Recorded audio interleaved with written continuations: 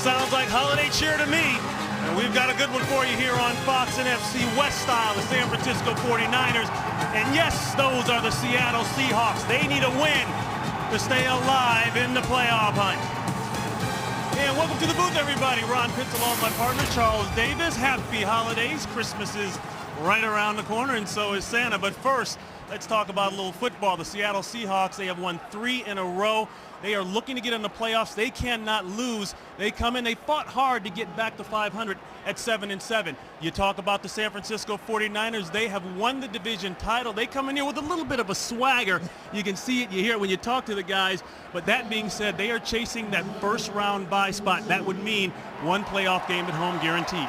And not only that, they're continuing to chase respect around this league. They earned a great measure of it Monday night, beating a very physical Pittsburgh Steelers team in a playoff atmosphere. Well, they'll get a playoff atmosphere here today in Seattle. And the defense of the San Francisco 49ers is built to stop the run. No one over 100 yards in their last 36 games. Well, today, they get beast mode. They get Marshawn Lynch running at them, strength versus strength. That is the matchup to watch in this game. And there is beast mode. Let's go down to the third member of our crew standing by on the sideline, Drea Avent. Drea. Coach, your team has won 5 out of the last 6 games. What's the key to the positive momentum on both sides of the ball and the surge heading into this game today? Well, we've done a great job with the football. We've taken it away from our opponents, and we've done a really good job of taking care of it, which will be a big charge of this game today. If we can get that done, it'll make a difference. It's no secret how stout the 49er defense is. What's going to be the key to your offense, getting the most out of drives and making it happen out there today? Well, we're going to run the football today, and they don't want you to. So if we can get that done, it'll make a difference. We're going to have to make some plays, but first off, we're going to run that ball. All right, Coach, best of luck. Let's send it back to you, Ron. All right, Drea, thank you very much. Mr. Sean Kemp. You remember him, the former Supersonic. He is raising the flag, the 12th man. Seahawks head coach Pete Carroll called out the 12th man this past week. He said, we need everybody for this one.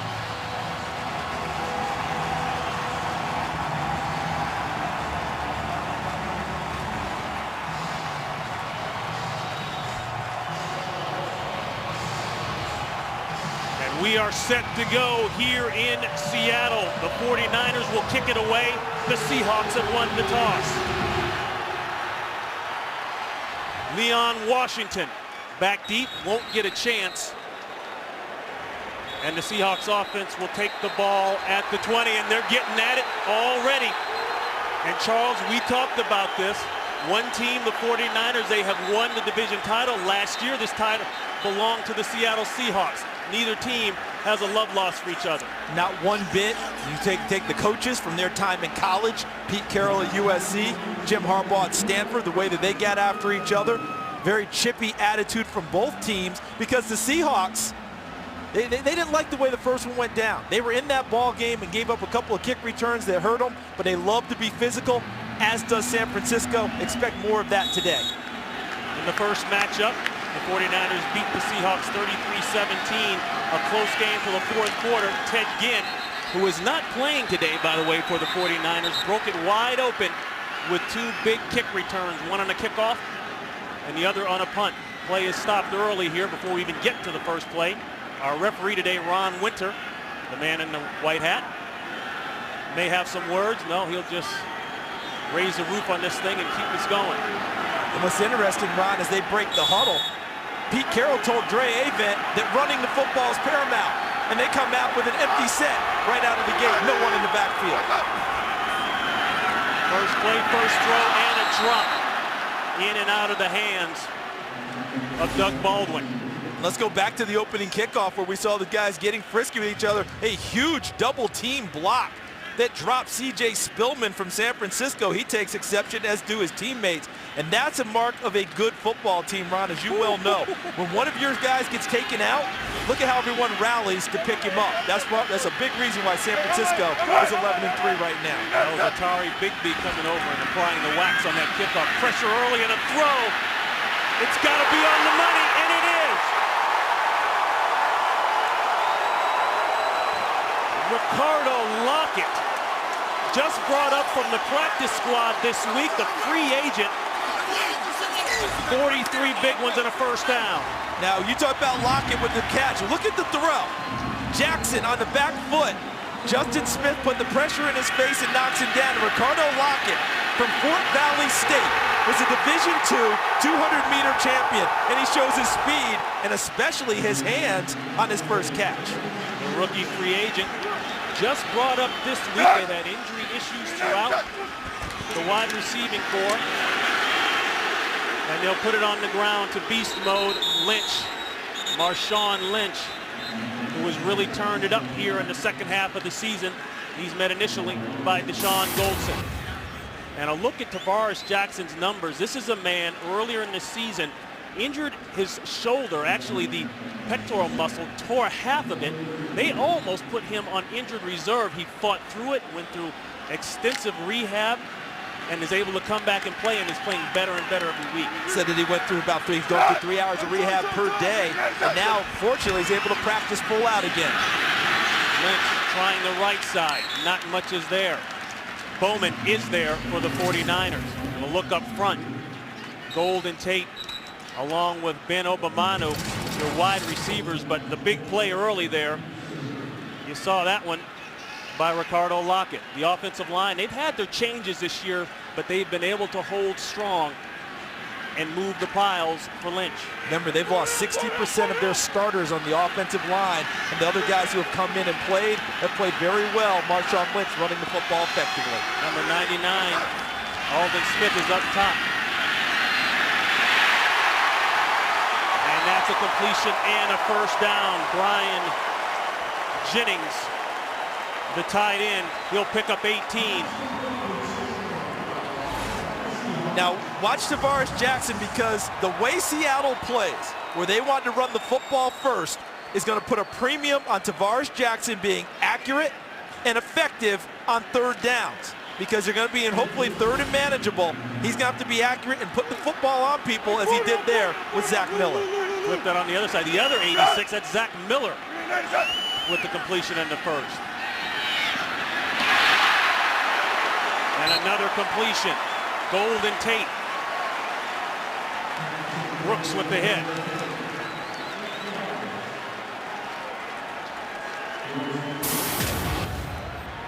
The 49er defense ranked very high. They have not allowed a rushing touchdown this season. 14 straight during the year. Carries over to 15 if you take the last game of last year. Teams have had to throw it in because the run defense has been stout. Quick throw. That's complete to Baldwin. Baldwin looking for the end zone. Baldwin in.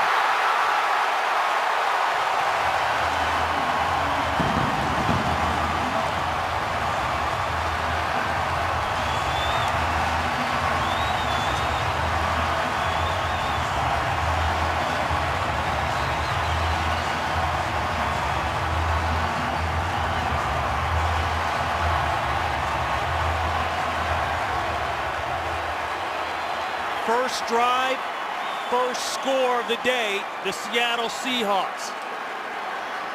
Doug Baldwin,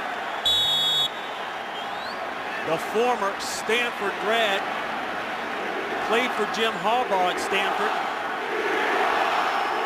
Puts an early 6-up. The extra point is good, and the Seahawks get off to a quick lead here in Seattle. And you just talked, Ron, about San Francisco not giving up a running play. Well, this is almost a run play, because what you're going to do is have him come back here laterally. The block comes in here, and the pass goes laterally. So it's like a long handoff for a running play. Look at the block out on the corner by Obamano, number 81. And then Baldwin sees the alley and gets up into it. Baldwin's been a little gimpy this week, had an ankle injury, a little bit limited in practice, but shows that he's ready to go on his first catch of the game, and the Seahawks off to a 7-0 start. 7 plays, 80 yards, capped off the 13-yard touchdown to Baldwin. And let me make sure, correction there, that was Golden Tate on the corner blocking number 81, Obamanu 87. So Golden Tate providing the alley on the catch from Baldwin.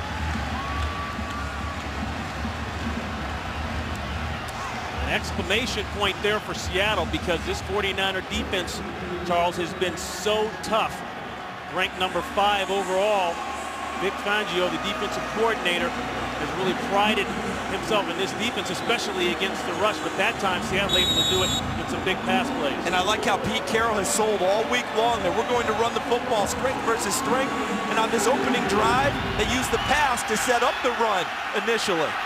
Williams on the run. Ginn Jr., he is inactive. Williams with a nice return. The ball is loose. It's a free ball. Oh, and here goes a scuffle. We talked about the energy in this one. The new division champs versus last year's division champs. Playoff implications for both teams still.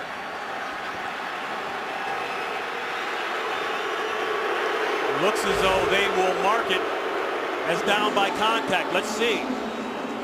There's a knee down before the ball ever hits the ground. So that's an easy call, and the officials got it right. They nailed that one right out of the gate.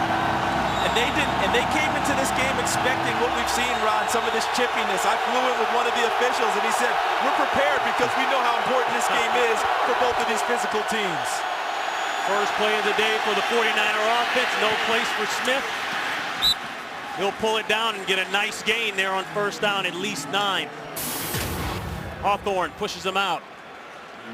Alex Smith, he has been very careful with the football. Only 5 interceptions on the season. And on the first play, we saw one of the other attributes that he has.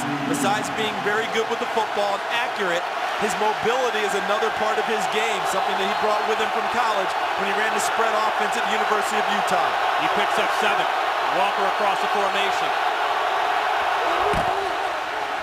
Play action to Gore. Boot out the other side. Pressure in his face. That's Clemens. He's out of the pocket. He can throw that one away without a penalty. Chris Clemens, the sack man for the Seattle Seahawks, was on the pressure. A look at the 49ers up front. Frank Gore over 1,000 yards rushing. Crabtree along with Williams. Williams filling in for Ginn Jr. And keep an eye out front also. Jonathan Goodwin, the center, came up from New Orleans Saints. But Mike Iupati, Anthony Davis, the 2 youngsters at guard and tackle respectively, they represent the strength of the offensive line for the Niners.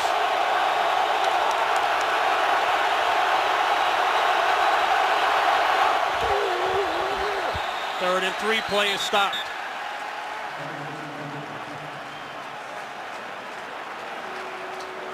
Looks like a the 49ers, timeout was called by San Francisco. And that was called from the sideline. They didn't like what they saw, didn't like what the set they were in and what they were facing. Jim Harbaugh gets the sideline called.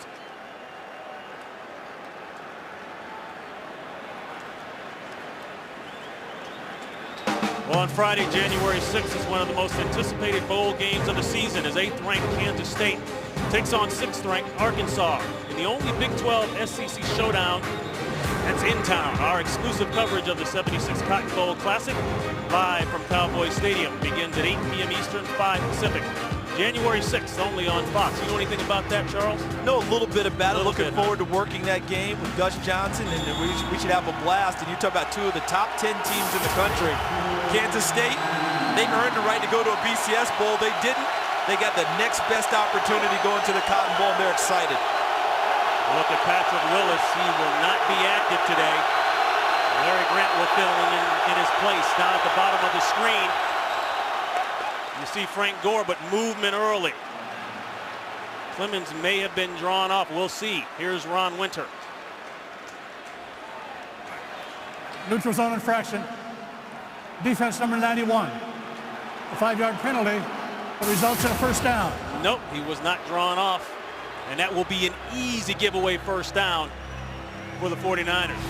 And with the 12th man in the fix, see Clemens to the left side of the screen, just gets off. There's no movement by anyone on the offensive line. I think he felt like he had something in the snap count. But that blunts the effectiveness of the 12th man when you give away free, easy first downs on a 3rd down play. Gore will move to the backfield. He hasn't touched the ball yet. This is his first carry, looking to bounce it outside. There goes Frank Gore, but a nice open field tackle.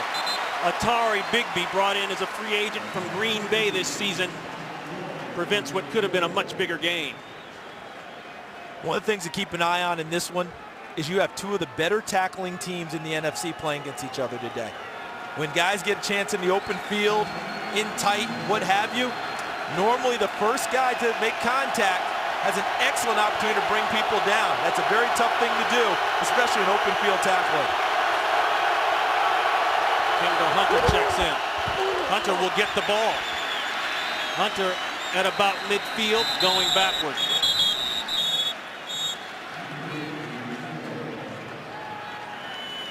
The Seattle Seahawks, defensively, they have played better and better throughout the season, and it starts with the guys up front. Clemens, as we've said, he will rush the passer. Red Bryant continues to make big play after big play all season long. And I love the linebackers, David Hawthorne in the middle, KJ Wright, the rookie, playing well. How about the corners, Richard Sherman and Brandon Browner? 6'3", 6'4", respectively, have done very well out on the corner for the Seattle Seahawks. Browner with 6 interceptions. 3rd and 2. Quick throw. It's caught. Let's see where they mark it. Looks like a first down. That's Crabtree, but let's check the mark. It's right in front of our line. Our line is not the official spot, though. Cam Chancellor with the tackle. They will measure. That was good coverage by Cam Chancellor. The big, tall safety, 6'3", 232 pounds, comes in front, almost knocks it away from Crabtree. And really nice concentration by Crabtree in catching the football off the second clutch. Seahawks, as we mentioned earlier, at 7-7. They cannot lose from here on out. They have a wild card shot, but they have got to win. They're in a 3-way tie in the chase for that spot, along with the Giants. And that's short, along with the Giants. And don't think for a second that if you're Seattle that you bring your defense off the field right now. That's right. You make sure you leave your defense out there with the idea that Jim Harbaugh is likely to go for it. This portion of the field, the type of team that he has built, that he wants a tough, hard-running group with a Frank Gore in the backfield. He's shocked if he did anything but go for it here. Giants, Chicago, Arizona fighting for this wild card spot, but this is a 4th down and inches. This is man up time right here.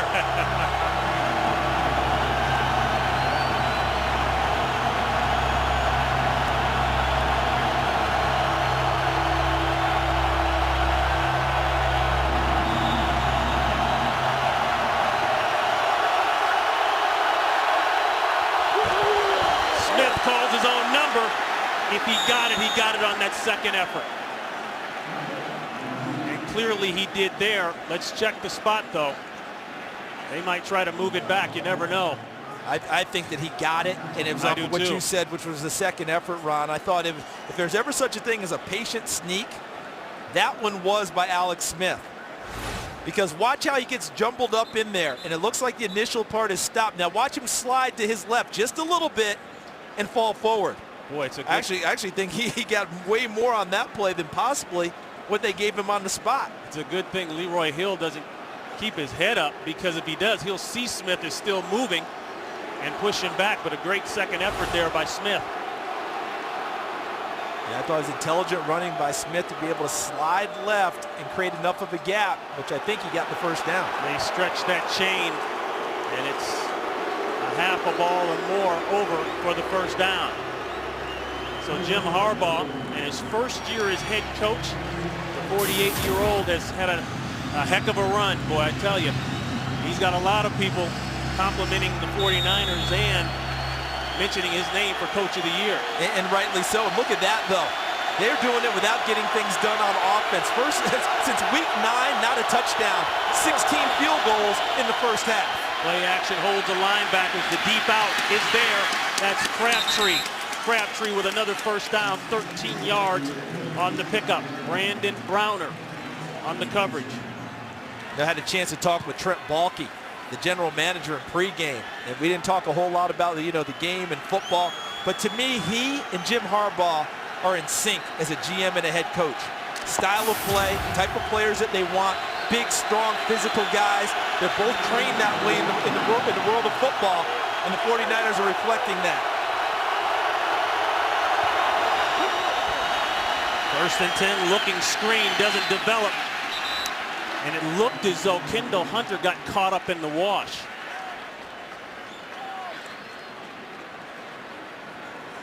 And you take a look at Alex Smith on that play, and this is one of those ones that we're not going to clip for a highlight film later, okay? We know that. But as a smart, intelligent play, part of why the 49ers have had the renaissance they've had and why Alex Smith has had the renaissance he's had. Jim Harbaugh.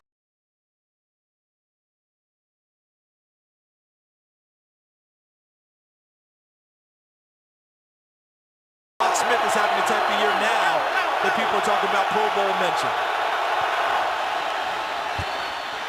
Second down throw going deep for Crabtree. Check that. That's Vernon Davis. And Davis, is he in? No, he's out.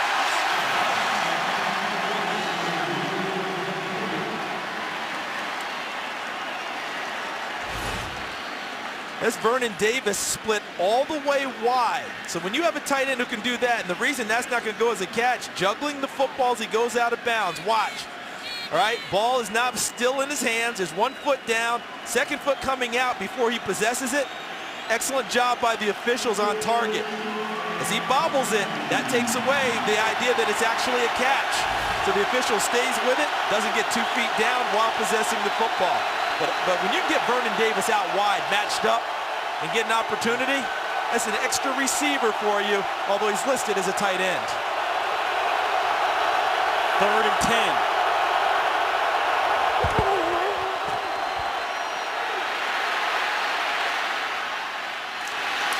Crabtree, does he hold on? No. Bobbled twice. Richard Sherman on the coverage. It's 4th down.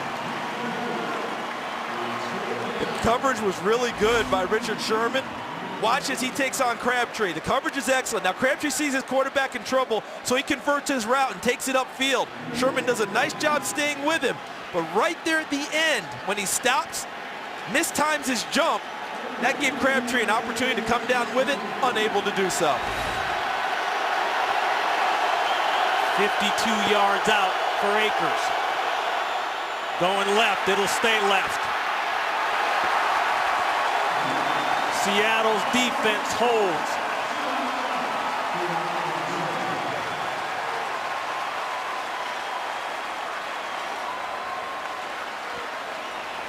Well, Wednesday, January 18th, TV's biggest phenomenon, American Idol, will return for an all-new season.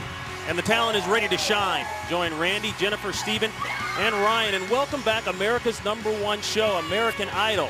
The 2-hour premiere begins Wednesday, January 18th on Fox. Partners, we start this second offensive series for Seattle. Let's go back quickly to San Francisco.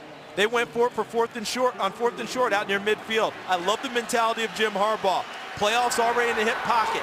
Still showing his team we're pushing forward, trying to get that bye and make sure we're secure in home field. But how about Seattle shutting it down with no points after they picked it up? Another empty backfield. Jackson in trouble. That's a sack. Ray McDonald.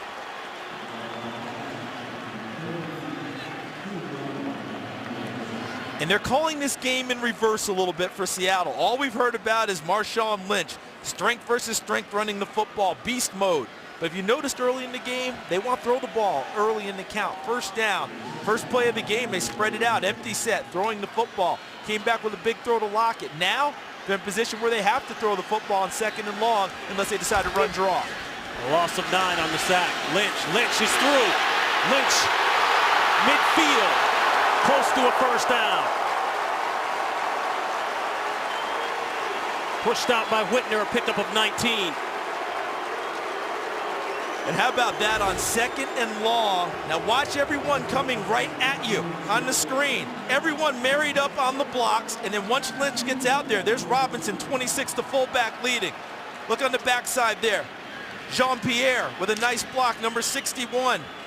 And then the vision of Lynch and the ability to cut and get to the sideline. You talk about third manageable, 3rd and 2. He'll go back to Lynch. He'll manage the first. Almost had the ball ripped out. But he'll go forward for the 1st down. Sapwaga finally able to bring him down. 3rd 1,000-yard rushing season for Lynch. And watch right here, the fullback. The fullback takes you to the point of attack. Michael Robinson, look at him, cutting back inside with a block on Navarro Bowman, number 53. They help create the hole for Marshawn Lynch to pick up the first down. Ron, they were second and very long. And the big run by Lynch sets up 3rd and 2, and they pick up a first down, momentum going their way.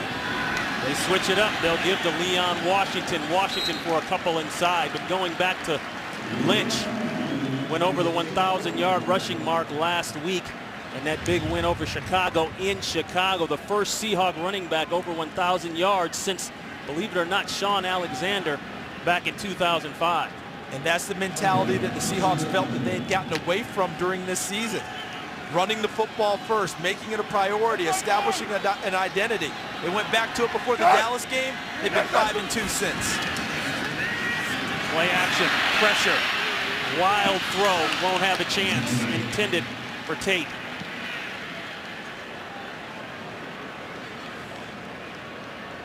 Paris Harrelson applying the pressure. And he's a good pass rusher, but we're going to see a lot of today also of number 99, Aldon Smith, who was an absolute terror on Monday night against Pittsburgh with 2.5 sacks, 7 quarterback hits, and 2 tackles for loss. The rookie out of Missouri is a tremendous pass rusher and complements everything they do on defense for San Francisco. Forsett in the backfield. Going to the corner, going to be a tight fit. Well covered there by Carlos Rogers, intended for Baldwin. Tight fit indeed. There was no fit. Carlos Rogers had that covered so well and had some help over the top. If that one got through, it was simply because Carlos Rogers missed it. Really well played by San Francisco. So 4th down time now, and John Ryan ranked 3rd in the NFC. Will try to kill this one inside the 10-yard line if he can. Kyle Williams is deep. Nearly blocked, but they get it off. Williams secures the fair catch at the 10-yard line.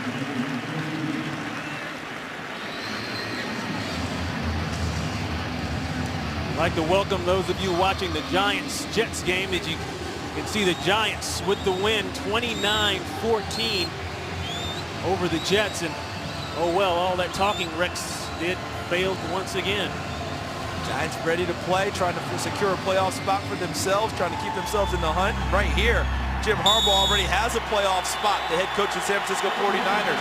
But he wants more. He wants to ensure home field in the initial part of the playoffs.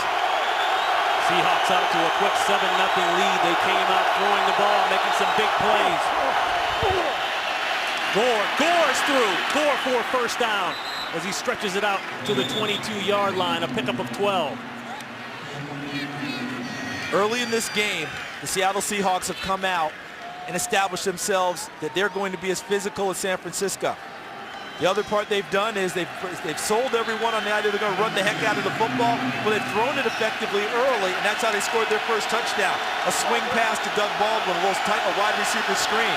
San Francisco, they want to stay aggressive, just have not been able to cash in on their first drive. Walker sets up on the other side. Gore downhill, picking his way, maybe a couple. Sherman coming up from the corner spot. It's interesting that you're almost talking about mirror images with these two teams and the way they're playing right now. Both of them want to run the football first. Both of them want to be stout defensively, take away the run from the other team first. Effective in the passing game, but they don't want the passing game to carry them. This could be one of those old-fashioned rock'em sock'em type of football games. Well, there have been a couple punches thrown already. Quick throw outside. Crabtree putting the stiff arm up on Sherman, and Sherman body slams him about a yard shy of the first. And that's some of that physical play you're talking about, Charles. And we're going to see that all game long. And take a look at Alex Smith orchestrating up there. All right, some of this stuff is going to be live for his wide receivers. Some of this stuff is just simply shenanigans. What do you do? You know, wanting the defense to think over there, wanting them to have an idea, say, hey, maybe we picked up a cue, when in fact he's giving them nothing. Crabtree, 3 catches, 17 yards.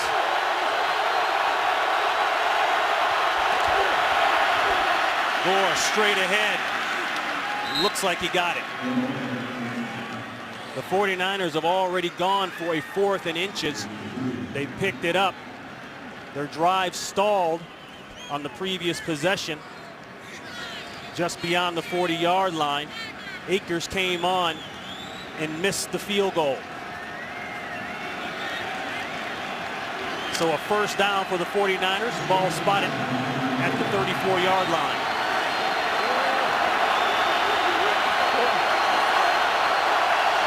Hunter split out down to the bottom of your screen. Nobody protecting Smith in the backfield. The pressure's good. Going deep. And it's incomplete. A flag goes down intended for Vernon Davis.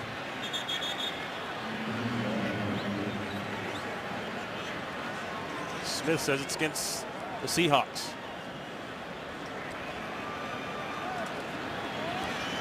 Holding. Defense number 39.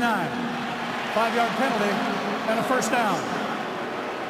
That's going against Brandon Browner. And Alex Smith, you talk about a career revival. All right, look at the numbers, how they've increased as a starter, completion percentage, passer rating, but this is the one that I'm cued in on. Interceptions per 100 attempts.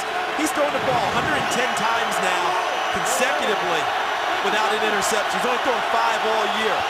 They take care of the football. The 49ers are tough to beat. Hunter slips.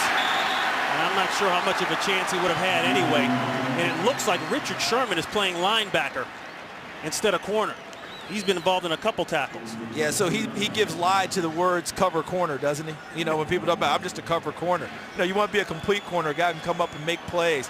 And Alex Smith, we talk about how well he takes care of the football, the things he does in the pocket. He's got this team believing in him now. They're not trying to work around him. They're working through him. And that's a big part why they're 11-3.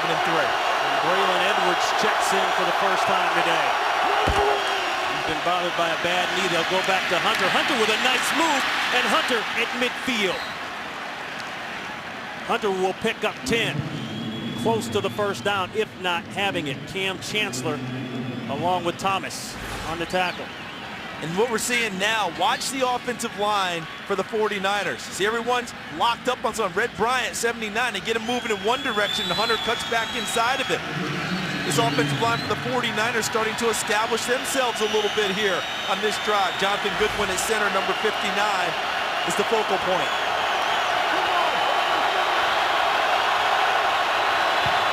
Gore back in. The outlet to Gore. He's got a lot of green. Another first. Gore inside the 40-yard line. Brought down by Sherman, a pickup of 13. When you have that many bodies flying around you and all that crashing of pads and noise, you're not supposed to be comfortable back there. You're supposed to be harried. You're supposed to speed up everything. Alex Smith looked anything but uncomfortable back there. Looked like he felt the presence, felt the rush, evaded it by stepping out to the side, checked down to the back for a nice gain.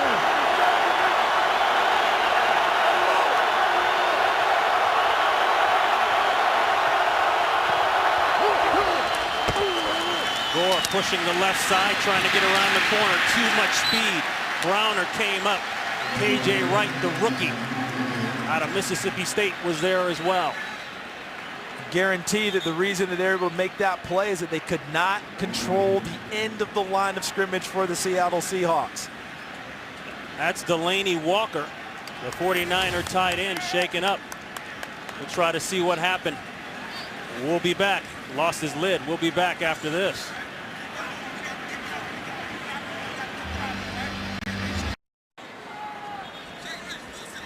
So the 49er medical staff tending to Walker. You saw right before we went to break the helmet flying off. Looked like it was kicked off. See, he's trying to block KJ Wright, and as he comes by running to the football, that's number 56, Leroy Hill, and his leg hits the head of Delaney Walker. Hill 56, as he's running to the ball, see his knee ends up hitting Delaney Walker right in the head and the jaw area and snaps his helmet off.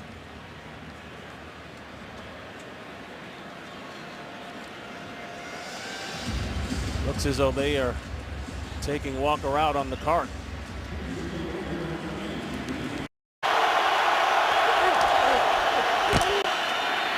Second and 10, give to Gore. Gore almost turned the corner. David Hawthorne shut him down, as you see Walker being carted off the field. A pickup of 6 by Gore. And that is the end of the first quarter, a quarter that has seen a lot of action early. The Seahawks with a 7-0 lead here in Seattle. 10th play of the drive coming up as we start the second quarter.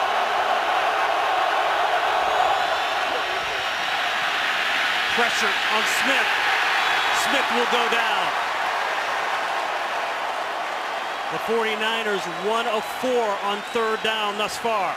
And before this ball was snapped, Pete Carroll, the head coach of the Seahawks, was telling his defensive line, don't jump. They jumped earlier in a third and less than 5 situation, gave him a free first down. This time, the coverage is terrific in the secondary, which allows the rush to materialize and get to the quarterback. Leroy Hill's the beneficiary of the secondary that covered up everyone downfield and forces another field goal attempt. A loss of 4, 51 yards now for Akers. Akers getting close to an NFL single-season record. He missed the last one. This one looks like it's going to hold true. No flags are down, and it does. The 40th.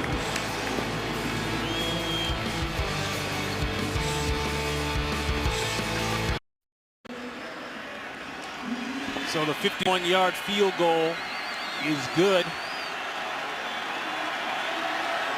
They'll call it officially 53. And that makes 39 field goals now for David Akers, 1 away from tying Neil Rackers for the single season most.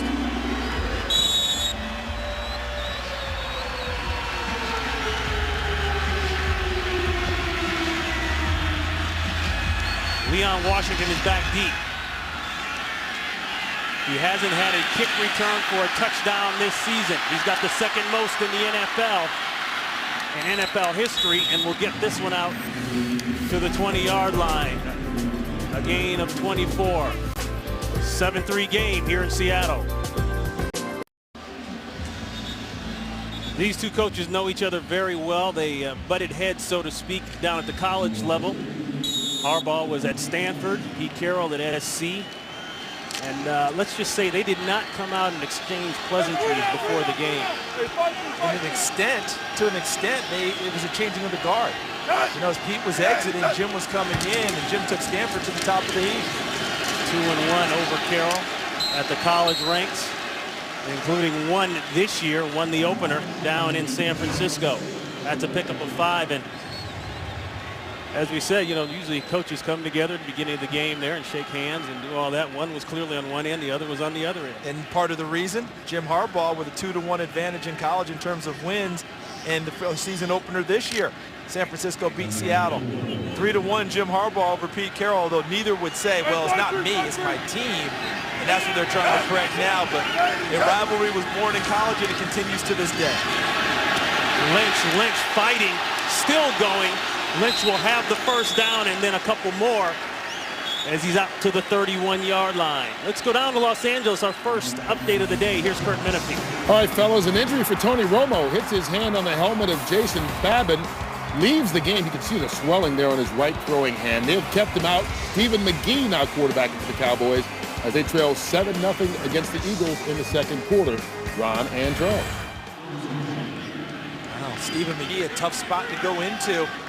He played at Texas A&M, and you see the Cowboys playoff scenario, what they need to do to make it to the postseason. They need 2 wins.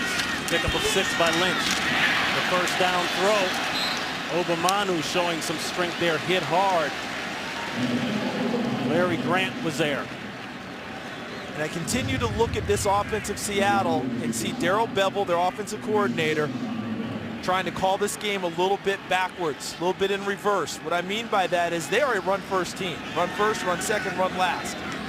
But right now, what Darrell Bevel's doing is giving easy throws to Tavares Jackson on first down against the run defense of San Francisco to try and loosen things up for their run game to have its effect later. Forsett, very close to the first down. I think he's got it. And Ron, that two-play sequence, I believe, encapsulates what we're seeing here today. First down throw by Tavares Jackson, 7 yards, brings up 2nd and 3. Second down, they're able to go to their bread and butter. A power run by Forsett that picks up a first down. So every coach wants 4 yards or more on first down. Get 7, your playbook expands, you can call it what you want, and they're able to go back to what they like to do, which is run the football.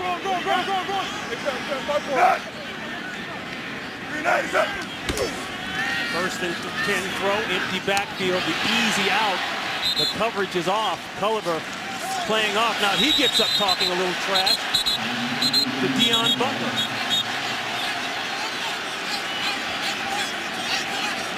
And that just looked like a normal play. I mean, guy throws an out pattern, guy makes a tackle. Let's take a look. Goes to the top side of your screen. The out to Deion Butler. The tackle by Culliver.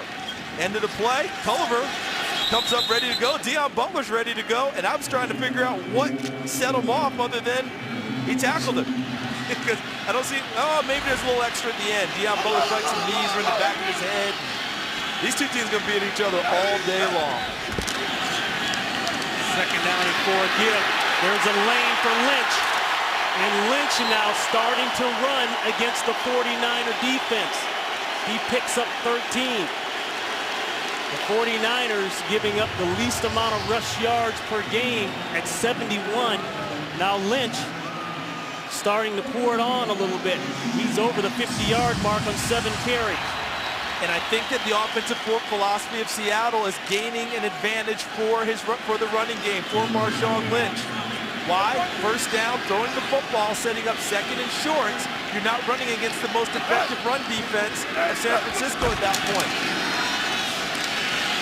Inside, good tackle there, right in the hole.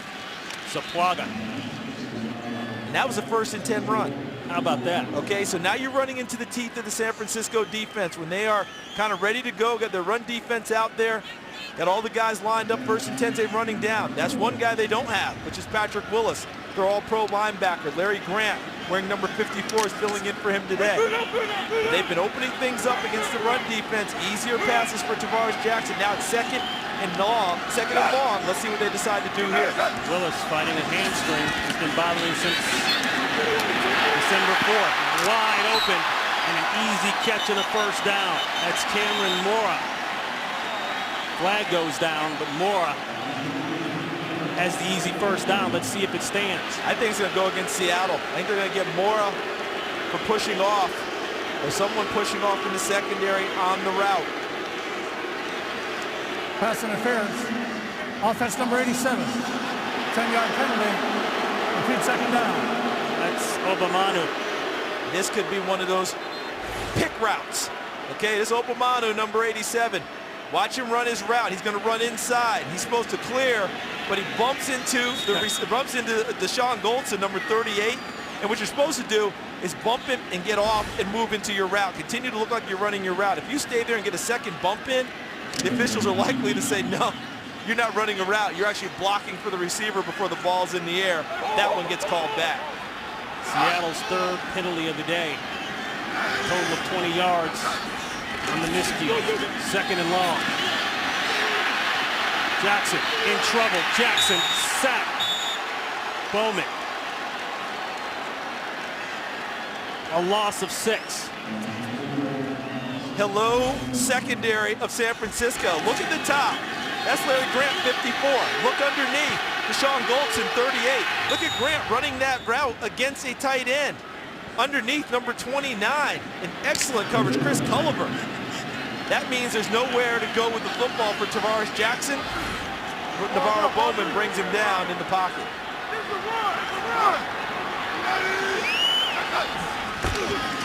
3rd and 23, quick screen to Tate. Tate's going to have to do a lot of dancing. And he got a grand total of 1 yard out of that one. Bowman along with Grant in the area again. Another fight. Aldon Smith, the rookie, involved in this one.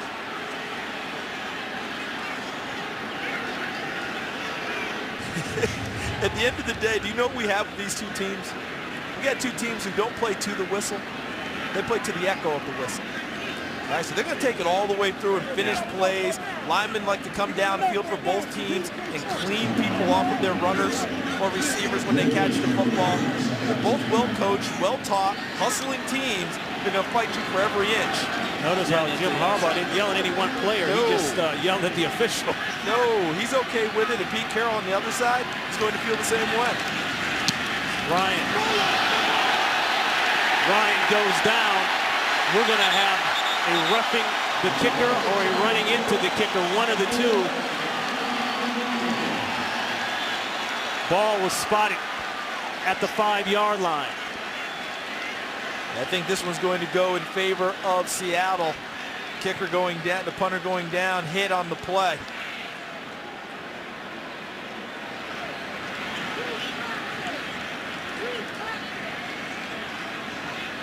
See Ryan punting the football. Running into the kicker. Defense number 96. Seattle has elected to take that foul.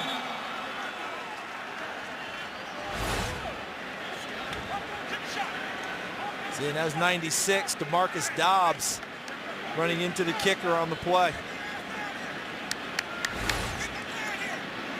And kickers do a really nice job too, because when they feel pressure coming, Ryan did that, they'll leave their leg up there just a tad longer, hoping you'll run into Seattle has it. elected to decline that penalty. Remember, there's a difference between roughing and running into the kicker. One will incur the automatic first, the other one will not. They'll just mark this back. 49er ball when we come back.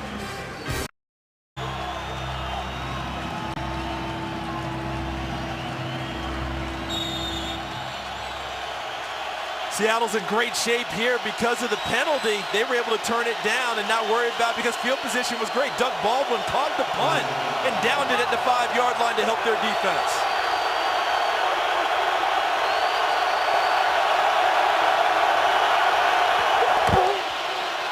Gore trying to give the 49ers some breathing room. He'll take it out to the 10. KJ Wright is there, a pickup of 5. The Seattle Seahawks need to win their final 2 games, and they need for the Detroit Lions to lose. Right now, the Lions currently are up big over the San Diego Chargers, 7.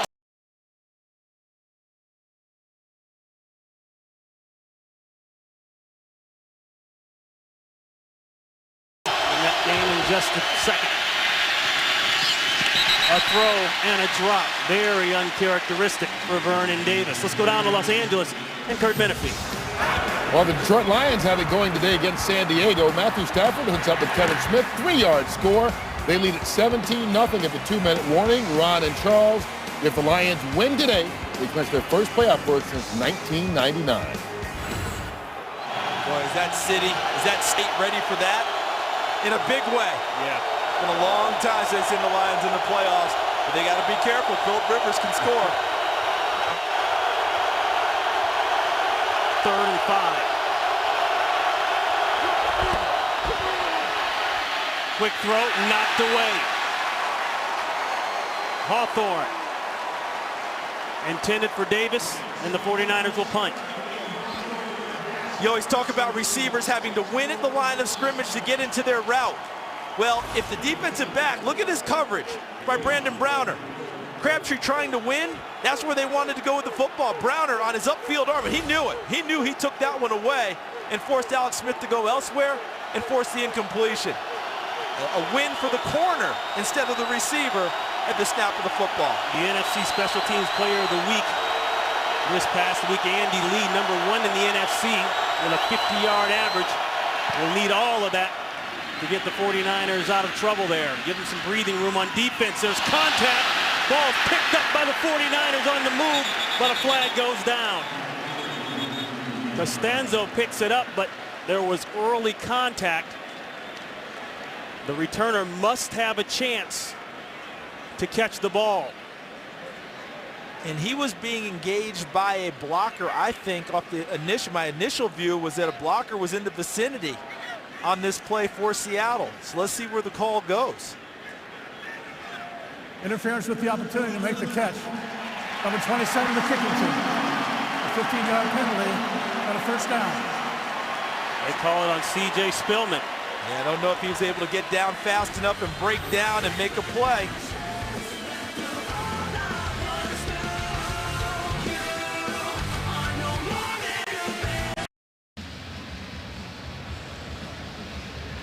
So they go ahead and call C.J. Spillman for interfering with the returner and his opportunity to catch the ball, but looks like there's simultaneous contact, if not on the other side first. And Ron, you did this for a living, returning kicks. Look at Leon Washington. See, Phillip Adams, 40, is supposed to be helping him by blocking Spillman off.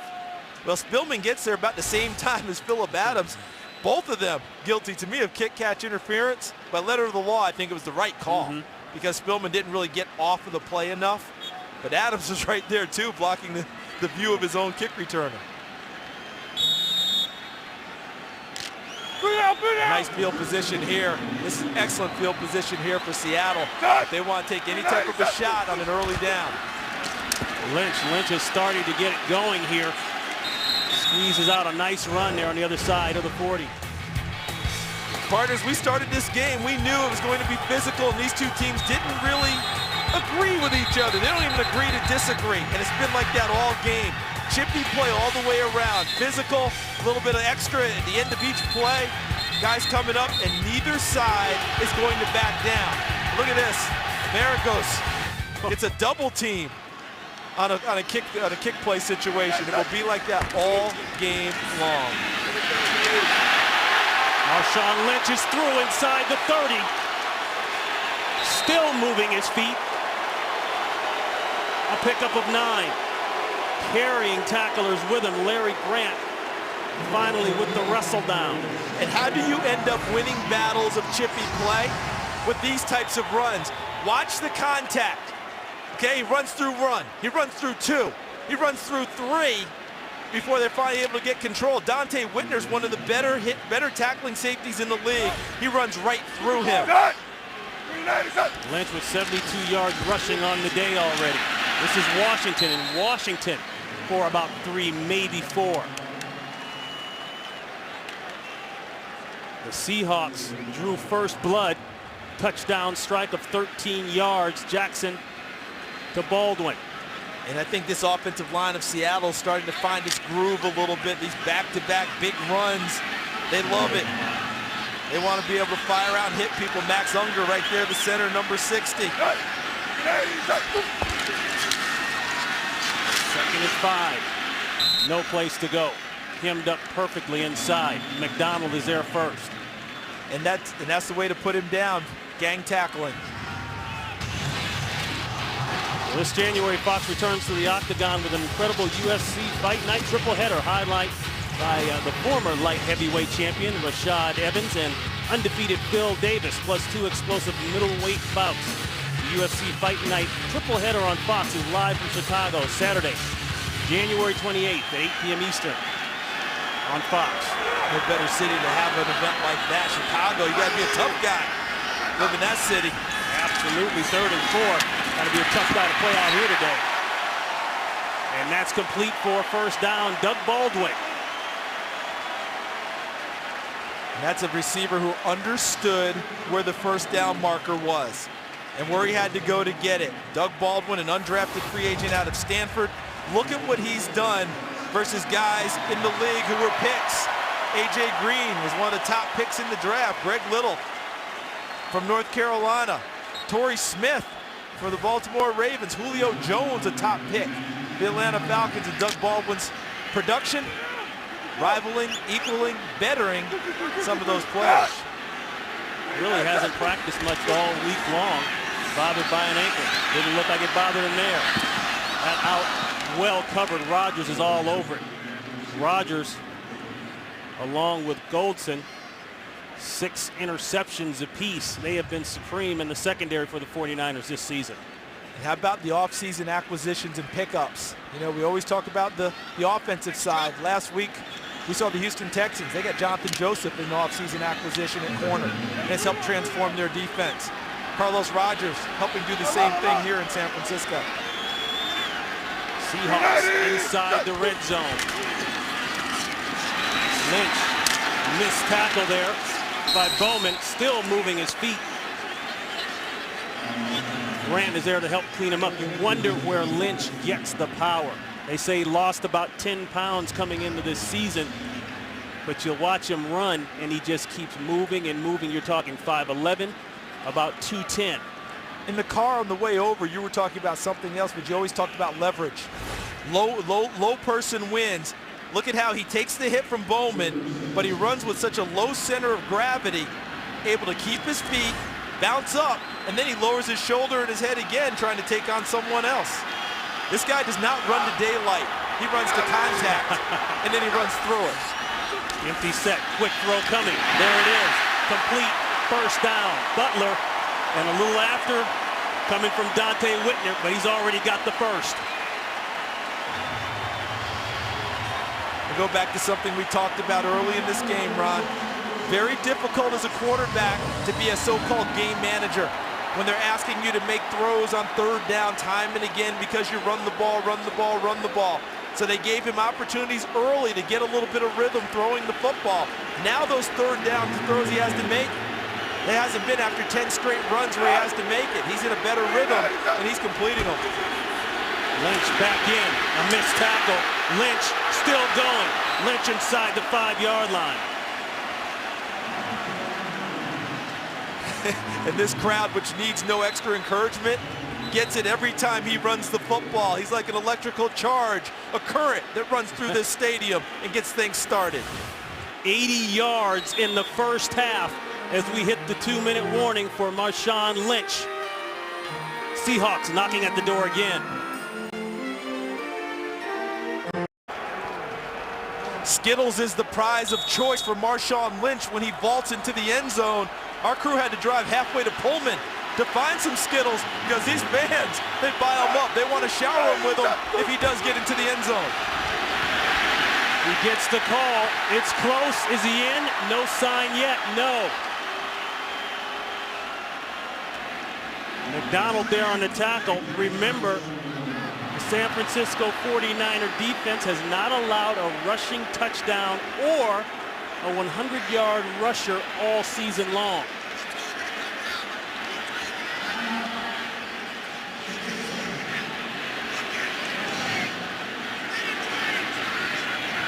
Timeout was called by San Francisco. They have one left. They must be trying to conserve a little bit, hopefully to get the ball back on offense and get one last drive in. You just mentioned how proud they are on defense of having not let in a touchdown on the ground all year. We're going now to third and very short. The #1 object is to win the game. We know that for Seattle. But you also know that they pride themselves on being physical and running the football too. I think they'd like nothing more than to take it right here and take a shot at running the football into the end zone against that defense of San Francisco. I think they go strength versus strength here and try and pound it in. I don't think they go trick them. I don't think they go play action and fool them. I think Marshawn Lynch is coming right back at them straight away. You can see he reaches the ball there. The key is where they determine progress stopped or him down. Well, down right there, he looks like he's down and is reaching well after the play is over. I don't blame him. Good opportunity. I'd be surprised here if there's anything but power straight at him.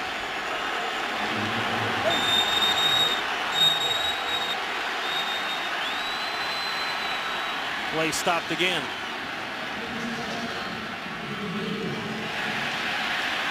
The last play is being reviewed. Now, the only thing I can come up with on the review is, was he on top of a defender as he hit the ground, reaching the football across? That's right. Because if he's on top, then he's not down. He's still in the air. We are under 2 minutes. All reviews in this case have to come from upstairs. This one will be from upstairs.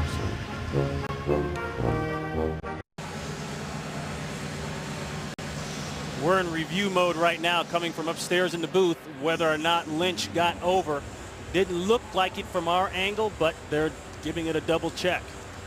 My thing would be, I'm not sure how you can see through that mass of people to overrule the initial call that's on the field. Watch as he disappears into the pile. All right, it appears from this view that he's down there, and now he's going to reach late. So if he's on top of someone and they're saying he's not down, that would be the only call I could see, but I'm not sure how you can see enough in there that you can say definitively, down, not down, I'm going to overrule it. The call on the field was that he was down short of the goal line. I think that will stand. And for Lynch, boy, what a resurrection it's been, so to speak, for his career. Came out here in a trade from Buffalo in 2010. 2007, 2008, he comes into the league. 2 back-to-back 1,000-yard rushing seasons. The next year, he gets in some trouble off the field that carries on onto the field, gets shipped out here, and he's been a different guy ever since. The difference maker since he arrived in Seattle, and will always be remembered for the great touchdown run in the playoffs against New Orleans last year. One that set off a little seismic activity. They measured it almost like an earthquake on the Richter scale, and has kept going since that time. He gives them an identity of what they want and how they run the football and the toughness that they have. What's their motto? Earn everything. And you see that on many of the memorabilia and posters and things around here. He's that type of a football player who earns every inch of every run and finishes those runs going forward and wanting people to avoid contact later. Ron Winter on his way back out.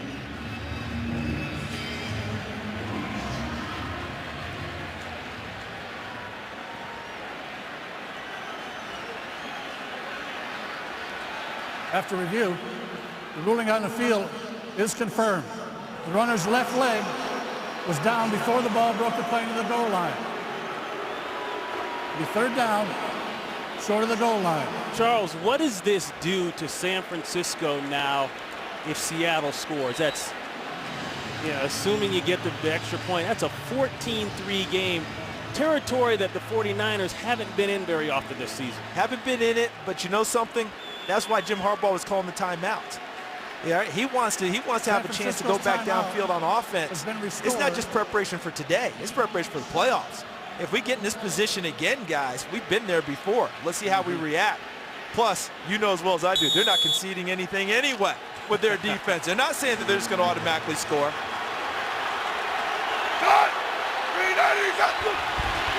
Quick snap. There's a mix-up. Jackson has the ball. He's going to try to do it himself, and he does not get in. Great hit. Shoulder to shoulder. Carlos Rogers says no. Some kind of mix-up on the snap. They botched it, and now they bring on the field goal unit. You said it. They botched it, meaning Seattle. Not everyone went on the snap count, but once they botched it, San Francisco made them pay for it, because they played through the rest of the play, and Carlos Rogers bumps Jackson out of bounds. So guess what? No one has run the football into the end zone thus far against the San Francisco 49ers. So that being said, Steven Hauschka will try from 19 yards out. He does. A missed opportunity for more points for Seattle, but they'll take the points as we get close to the half. Shoulder to shoulder, that's a clean hit. 10-3. So what happened on this play? Watch Michael Robinson, the fullback, and Pat McQuiston, the left tackle. McQuiston moves a little bit early. I'm wondering if Robinson sees that movement and thinks the play is going to be whistle dead, because he never goes.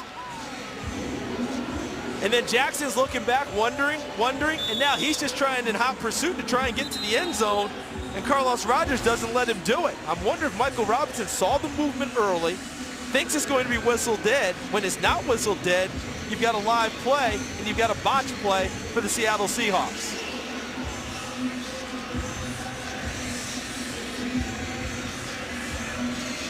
That's a golden opportunity they let get by to have a, we don't know that they're going to get into the end zone. Right. But they didn't give themselves their best opportunity on that play to get into the end zone. credit San Francisco with being alert and stopping them.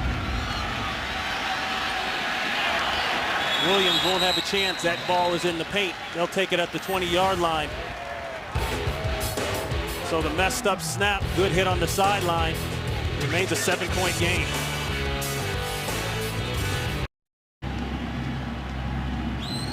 .130 to play here in the second quarter and the first half.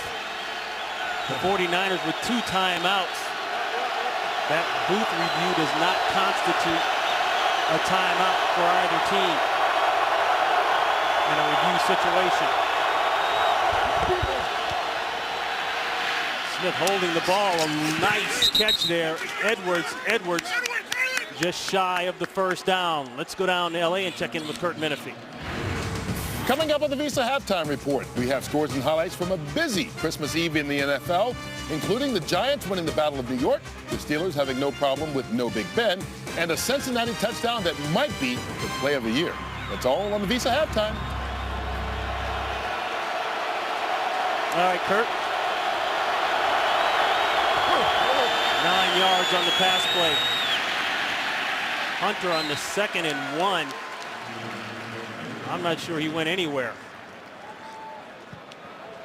Clemens is there.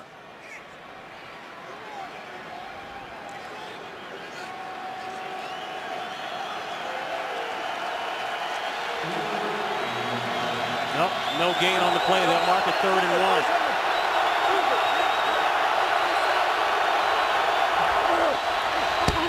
Hunter will get the first down. Hunter is through. He trips, crosses midfield. 23 yards on the run. And a first down. And as this run unfolds, what was going through my head, the timeout called by Jim Harbaugh on the goal line situation. A lot of people are wondering, why would you call a timeout there when you're on defense and their team's trying to score? It's for this situation, to get the ball back and have a chance to go downfield. The defense ended up doing a great job. They held them to a field goal.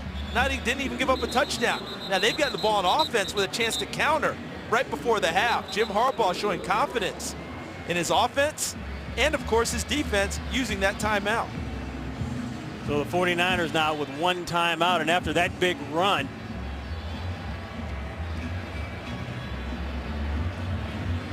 they've got a chance here to get some points on the board.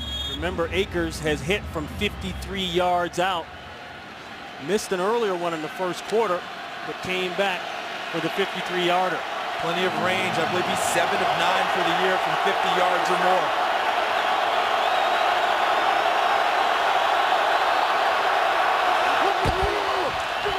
Seahawks bring pressure, quick turn route, man-to-man coverage, and it's well covered. Browner working on Edwards. Plenty of talking going on out there. But if you're Brandon Browner at 6'4", 221, 6'3", 214 of Braylon Edwards is not going to intimidate you.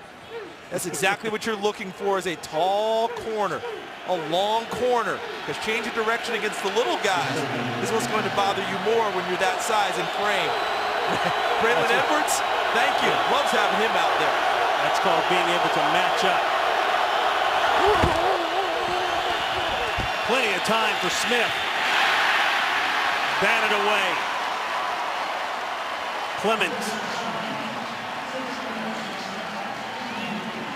Clemens gets credit for batting the ball away, but watch why he had an opportunity. Look at his coverage by Browner. Right there on the move, still sticking right in his hip pocket. Can't get rid of it. Alex Smith wants to go in that direction, but that would have been a tight fit. Chris Clemens bats the football away. 49ers 2 of 6 on 3rd down thus far.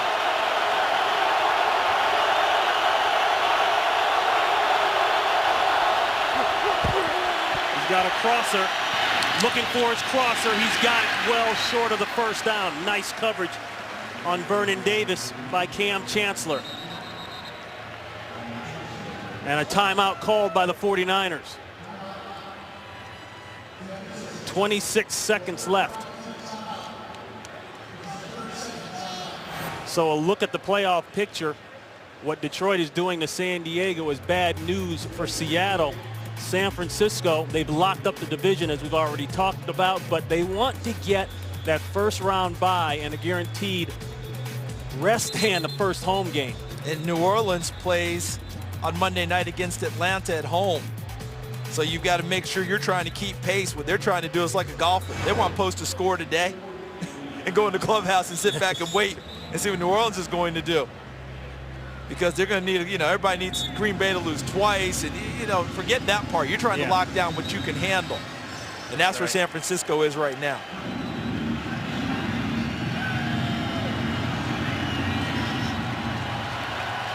It's probably too far for a punt. It's a 4th down, 26 seconds left.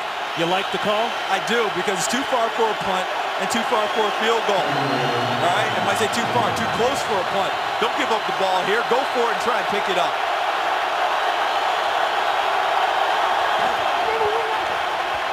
Ball's out. Incomplete. Williams is screaming flag. He won't get it. Nice coverage there by Roy Lewis. Right now, the front and the back of Seattle's defense are matching very well. The pressure in the front side mirroring the secondary coverage. Lewis, 34 inside the slot on Williams. A little hand fighting in there. Williams should be quiet. If anything, they're going to call a push-off on offense. Yeah, there's no call. There's no call to be made there. You guys work it out. All right, it's like your parents. All right, you guys take it in the backyard, work it out. Well, now the 49er defense has to work it out. 21 seconds left. Seattle's going to try to get one more score in before the half. The protection holds. There's one coming through late. And he throws it away up top. That was Justin Smith, a guy who has been great this season. Now with 169 consecutive starts at D-line, that leads all active defensive linemen, putting the pressure on. 15 seconds left in the half. Tavares Jackson got rid of the football, didn't take the sack, and he did it skillfully because he was in the pocket. Yeah. So he had to throw the ball in a spot where it appeared there was a receiver. Right? Someone had to be in the area. If he's out of the pocket, he can just go ahead and get rid of it as long as he gets to the line of scrimmage. Nice play by Jackson, avoiding the loss of yardage. You see his numbers here today.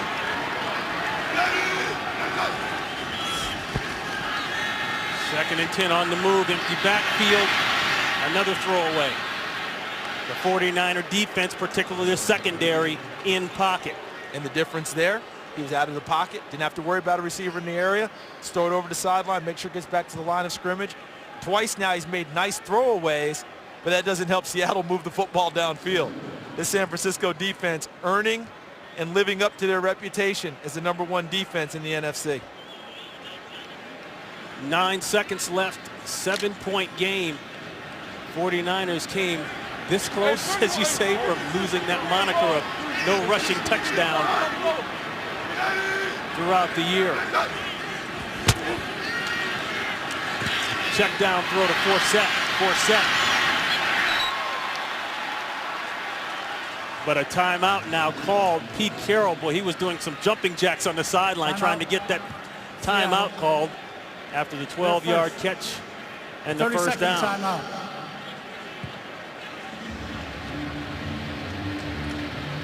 And now you've got to decide exactly what do you do with 2 seconds left on the clock. I don't think they'll be running Steven Hauschka out because that would be a 62-yard field goal attempt if you're running him out there now. 62, 63-yard field goal attempt. This settles much more into the Hail Mary, Big Ben, whatever teams want to name it, category, trying to throw one deep and try and pick up one in the end zone. The Visa halftime show coming up next. The guys will have all the highlights and scores and stats from around the league. Some big games, big plays, all the exciting action. The 49ers got 3 deep, looking to knock this one away. That one goes out of bounds. And that is the end of the first half. The Seahawks up by 7 and a physical game on both sides. Right now, we send you to Los Angeles for the Visa halftime report.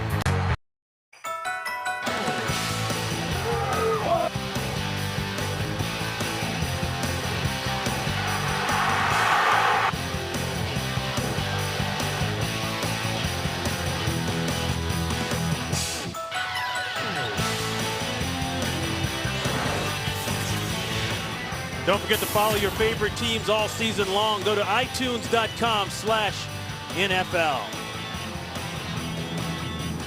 And we're ready to start the second half here in Seattle. We've got a 10-3 game. The Seahawks got off to a quick start, and they held on to that start. They botched a situation down there by the goal line. Could have easily been a 14-3 game, but we are where we are. That being said, let's talk about Alex Smith for the 49ers. Not lighting it up numbers-wise, but a 7-point game, you're not necessarily unhappy with that, I think, if you're Jim Harbaugh. And I go back to what you just talked about, the goal line stand that leaves them only down 7. So San Francisco can play their style, but they're going to need a little more from Alex Smith. The quarterback who's been so good for them all year long had a rough first half. 6 of 15 throwing the football. Only 43 passing yards. His previous low, 124 in the season opener against the Seahawks. They'll need more from him, but he needs help from his friends. His receivers have to find a way to uncover themselves. There were some drops in the first half. Vernon Davis on a crossing route. Michael Crabtree had a chance to make a spectacular catch, unable to come up with it. But a few times guys just could not get open. They've got to find a way to solve that because the coverage has been tremendous from the Seattle Seahawks, and that's allowed the pass rush to get in the face of Alex Smith. And so has Marshawn Lynch, 14 rushes, 83 yards. He's done his part. Out of the end zone, Williams looking for a hole and gets it out to the 25-yard line. Let's go down to Drea Abent. Well, I talked to Coach Harbaugh, and he said he wants the pass defense to continue to get better as this game progresses. He was very concise. He said he liked the energy that his team showed down the stretch of that second quarter, but he said we have to ramp it up because Seattle's offense in the second half is one of the best in the league. And as far as Coach Carroll is concerned, he said we need to continue to grind it out on the ground, but we also want to test that secondary because that's going to give us the best chance to win. And when I asked him about the defense, he said he loved the down linemen and he loves the job the secondary are doing, guys. Boy, I don't know how he couldn't. The way that Browner and the guys have been locking up, and you made a great point. Their coverage has matched the pressure, and that's what you hope for as a coach. First play, second half, play action pass. The long sail route is complete to Crabtree. Crabtree still going. And Crabtree is out of bounds at about the 35-yard line of the Seahawks. A pickup of 27 yards working on Browner. And Brandon Browner owned the first half. In the slot, working as Michael Crabtree, number 39. In the first half, Brandon Browner's coverage helped end drives for the 49ers. First play of the second half, they go right at him. And Michael Crabtree wins that battle and gives the 49ers a nice gain to get things started. Crabtree now with 4 catches, 44 yards. Playing inside that slot is a lot different for a cornerback than outside, especially if you're not used to playing in there. Gore trying to get outside. A lot of speed. Clemens. Quick look at the first half numbers. We've already talked about Smith at quarterback. There's everything else. And see what's highlighted. Yards per pass attempt. 2.4 for the San Francisco 49ers. 5.2 for the Seahawks, I think in part because the Seahawks throwing the football early in the count against the run defense of San Francisco to help loosen things up.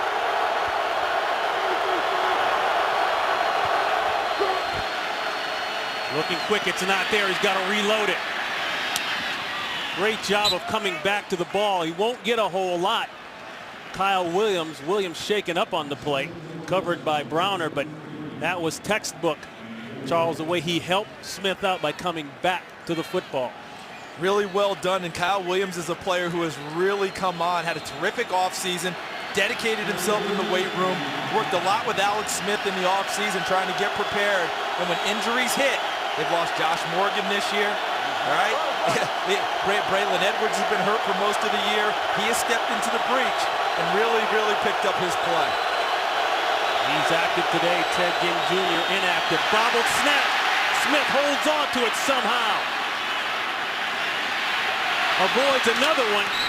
Keeps on moving. Gets about 2 or 3 yards shy of the first. A nice job showing some toughness there by Alex Smith. Hawthorne had an early shot on him. How about the poise of Alex Smith? Doesn't handle the snap. Wow. But there's no panic. A lot of quarterbacks, that ball's out of their hands, they're throwing it somewhere, getting rid of it. Instead, he holds on to it. That's a snap he probably should have handled. He might have come back with a little extra zip, but he never panicked on the play and made something out of nothing and put them in a fourth down situation where they can go for it. Hill missed that initial tackle. Hawthorne cleaned him up. 4th down and 2. The 49ers have gone for it. Timeout. On 4th down San Francisco. in the first half. They called timeout to think about it. A 4th down and about 3 coming up. And this tells me that Jim Harbaugh believes points are at a premium today. Going for it here rather than punting and trying to play field position. See if he tries to draw him off here. Big Isaac Saplaga in motion. The boot looking for crossers. Throws it up. Did he tippy-toe it in? Davis caught it. Yes, it's a catch. Great catch. And that'll be a 49er first down, a pickup of 15. Wait a minute, a flag is down back at midfield. They're going to get a hold against Seattle. They were trying to hit a throwback pass against Flo. All right, they're trying to hit the throwback pass, and that's where it was actually defended well, and that's why he had to come out to the sideline and throw it downfield. Holding. Defense number 92. But penalties decline. Play results in the first down. And that's Brandon Mebane, the defensive tackle. But watch the end of the play where Alex Smith had to go to the alternate, the plan B, and he finds Vernon Davis, who gets both feet down for a catch and a big first down on a 4th down play. You got to give Alex Smith a lot of credit on that one, Charles. He could have easily panicked and tried to run it, showed some composure. That's Gore inside. He'll get about 3 or 4.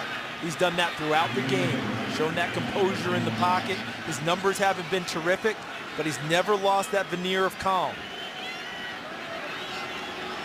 He stated repeatedly how nice it feels to have a guy like Jim Harbaugh at your side as a quarterback. He's a former quarterback himself. He understands the position. He understands the things that go along with the position. And gave him an opportunity early just to prove himself to Jim Harbaugh, not past reputation being that he was judged on. Play action. Zone coverage. Man leaks free. Another tippy-toe out of bounds catch by Davis. That's twice in this drive alone. That's good for 16. And I think this is a nice throw, too, by Alex Smith because he had to get it over the underneath coverage. You watch Davis running the route with Leroy Hill bumping him. And see, right there. 75 and 90 are reporting eligible. Alex Smith had to throw that ball over the top of Leroy Hill and fit it in there to give Vernon Davis an opportunity to get both toes down for a first down.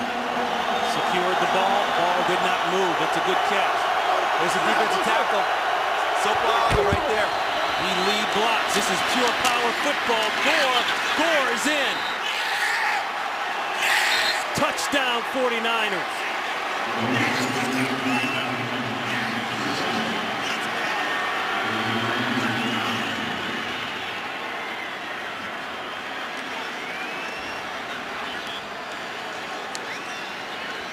And Gore has had success against the Seattle Seahawks. His 2 best rushing performances as a 49er, both against Seattle. Over 200 yards in each case. How about that, bringing in Isaac Sopoaga? You noticed that maneuver earlier in the game. A lot of times you talk about follow the fullback to the point of attack. How about following the defensive tackle, playing fullback, with a fullback also in the game to the point of attack. So the botched play by the Seahawks before half comes back to haunt a little bit. All of a sudden, we've got a tie game here in this NFC West showdown. The 49ers take the first possession in the second half and put up points. As befits a physical game as we've seen today, you would think you'd have an Iron Man, a guy who goes both ways, plays offense and defense. Isaac Sopoaga, number 90, is one of those guys. He comes into the game and helps launch a touchdown. Look at Jim Tomsula, the defensive line coach, telling Jim Harbaugh, you know something? You can say thank you. I let you have one of my guys, and we scored a touchdown. That's well over 600 pounds of beef, though, in that backfield. They also had Bruce Miller, a converted D lineman in college, leading through the hole. They have done a great job on Leon Washington. C.J. Spillman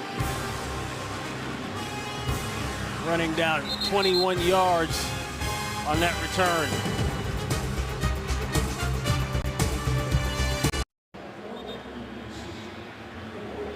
We have a 10-10 game because of a great goal line stand by San Francisco, aided a bit by Seattle with poor execution on 3rd and short. And now San Francisco has momentum going their way. Seattle getting the ball backed up in their own end. They'll try Lynch. Let's go back to that goal line stance right before the half. This is 2nd down carry by Marshawn Lynch, and actually reviewed it to make sure he did not get into the end zone. He did not. 3rd down. Most people were moving, but not enough for Seattle. In San Francisco with a nice tackle by Carlos Rogers. Keeps Tavares Jackson out of the end zone, forces them into a field goal. So instead of a potential 14-3 lead, it became a 10-3 lead, and now we're tied.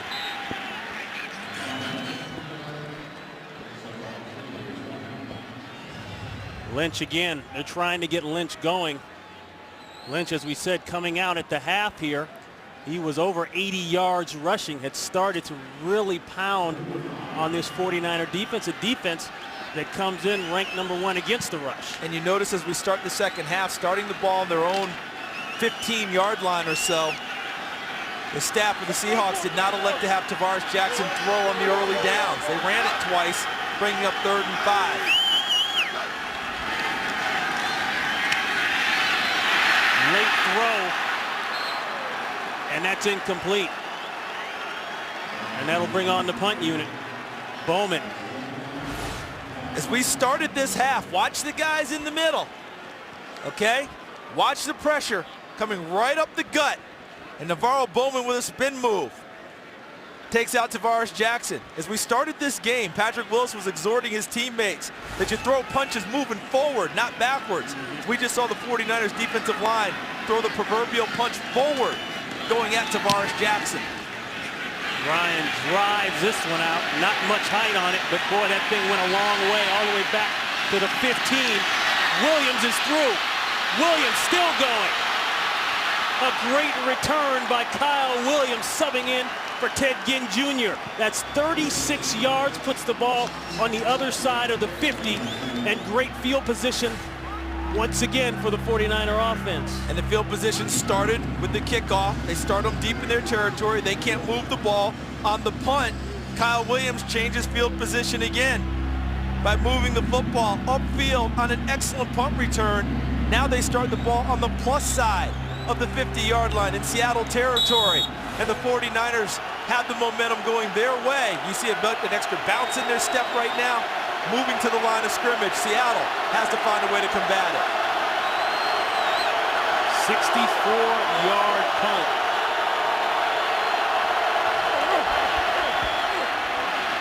Gore tripped up just as he got across the line of scrimmage. Alan Branch. And he knew it too. Did you see him get up off the pile? Pointed himself right to the shoulders.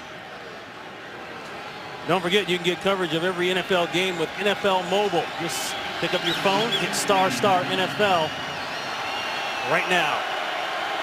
Yeah, Gore knew he might have a chance for a bigger run. You just see it came up near the point, and my bad, that's on me.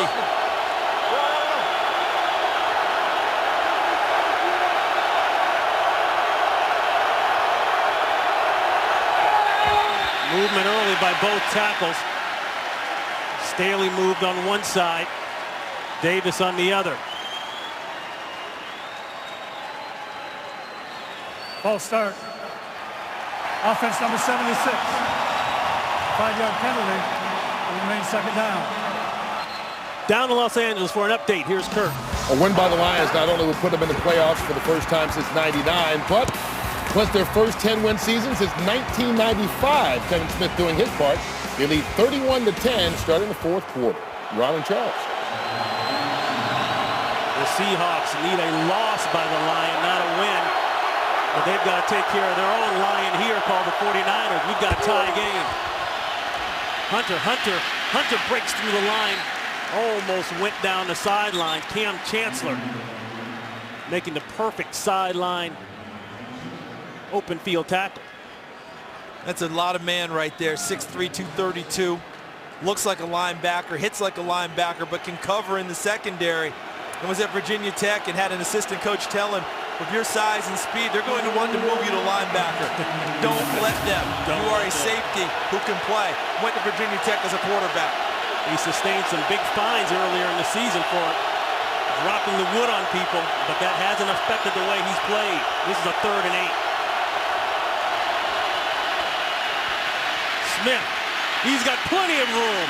The first down, then some. Smith down to the Seahawks 31-yard line. 11 yards and a first for the 49ers. And how decisive was he on the decision to take off and go? No hesitation. But watch what he helped. Watch the help he's going to get downfield. Braylon Edwards running a route against Brandon Browner. Nothing there. Now he turns into a blocker. And he doesn't clip. Well done by Braylon Edwards. Occupied him enough to let Alex Smith go by. But watch Alex Smith. He just saw it and went. Very well done from the pocket. Heel in motion. Sets back up. That's Gore. Now here goes Frank Gore. Gore, depending on the spot, will have a first down. He's got 11 yards. In the first half, I was talking about the offensive line of the Seattle Seahawks, how they seem to be coming together and feeling good about the run game. Feeling the same thing now about the San Francisco 49ers offensive line. Adam Snyder at right guard, Anthony Davis at right tackle, Mike Iupati at left guard, Joe Staley at left tackle, anchored by Jonathan Goodwin in the middle. They have that look about them right now that says, Coach, let's run this football. We feel good.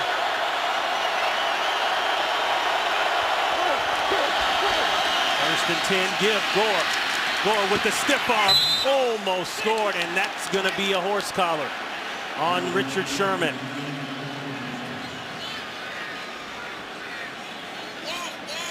Personal foul. Illegal horse collar tackle.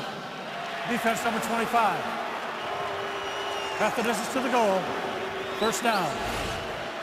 First half, you talked about how well Richard Sherman would come up and play against the run as a corner.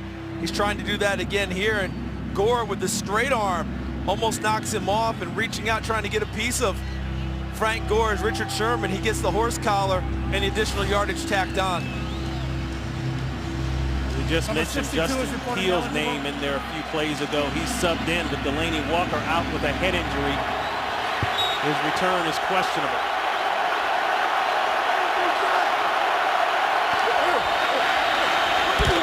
Gore straight ahead, clipped backwards, hit hard at the line of scrimmage. Leroy Hill. It's a nice play by Leroy Hill because the 49ers have established the offensive line as theirs, that line of scrimmage.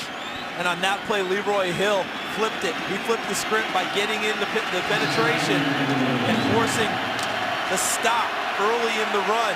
But I'm not so sure how daunted they will be. If they throw the football here, think Vernon Davis, tight end.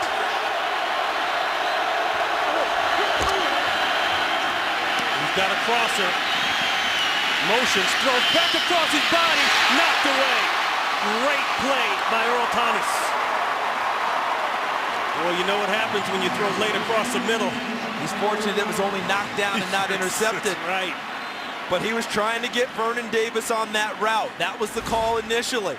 Because now what he had was Davis, where he was directing him to go back against the flow. And Earl Thomas plays center field and comes back in. See, he wants Davis there. Right 50 is covering. Now he directs him back against the flow. Thomas sees it and knocks it away. Edwards up top, Crabtree in the slot, Williams down below. Give to Gore. Gore needs a block. Slip, still going. Gore on his feet, takes it down to the 1-yard line. A flag is down at the 3.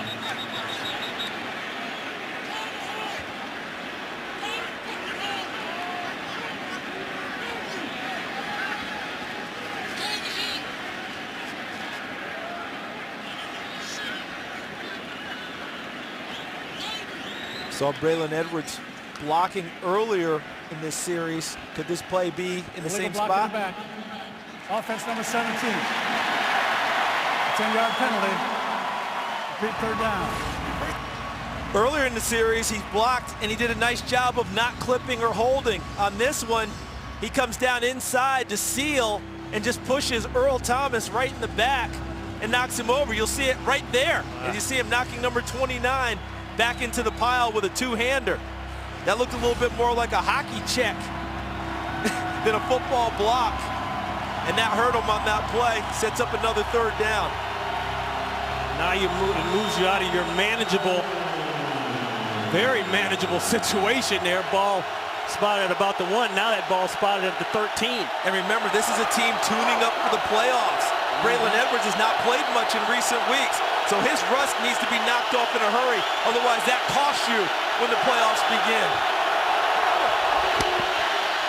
They go to Hunter, and Hunter has nothing. Hill is there along with Hawthorne. And the 49ers will have to try for 3. I know people at home are saying, why that call there? What are you doing? All right, why not a shot in the end zone?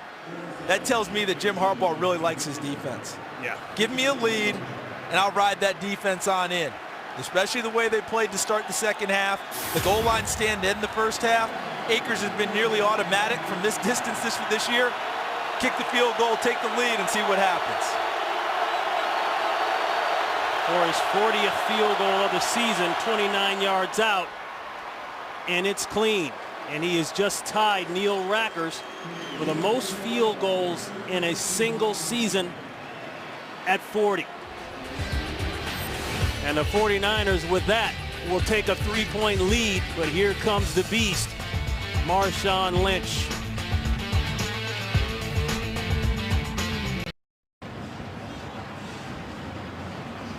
Braylon Edwards on the bench after a costly penalty. It would have set up 4th and short, partner.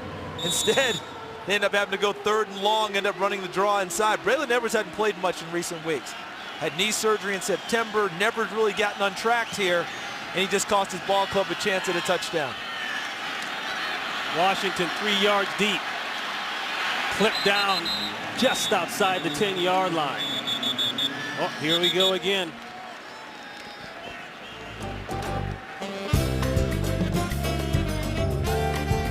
Lynch coming up, 13-10, 49ers. Oh, we've talked about this. The 49ers haven't given up a rushing touchdown this year or a 100-yard rusher this year.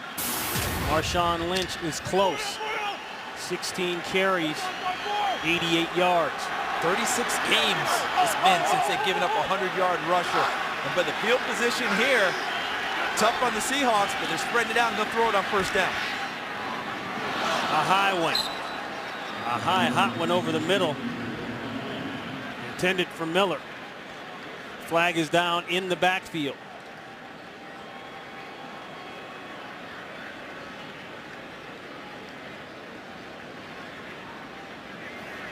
Personal foul, grasping the face mask.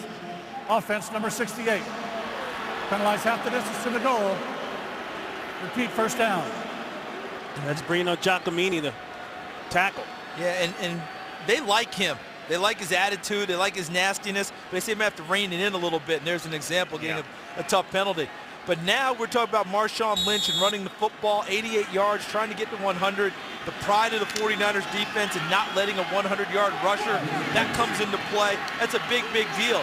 But even more important with this field position, Marshawn Lynch is very important to the Seahawks right now because I don't know how much they're going to throw it. Boy, he gets hit hard right in the hole there. Bowman, man to man. You know, you talk to the 49ers, to the players, the staff, they'll tell you from last year, they weren't sure how good Navarro Bowman could be in a game-time situation as the guy. They knew what they saw in practice, and he impressed them a lot. And he was an outside linebacker at Penn State, more of a will, one of those guys who would run and chase in space and hit, and he's turned himself into a heck of an inside linebacker in tandem usually with the all-pro Patrick Willis, who's not playing today.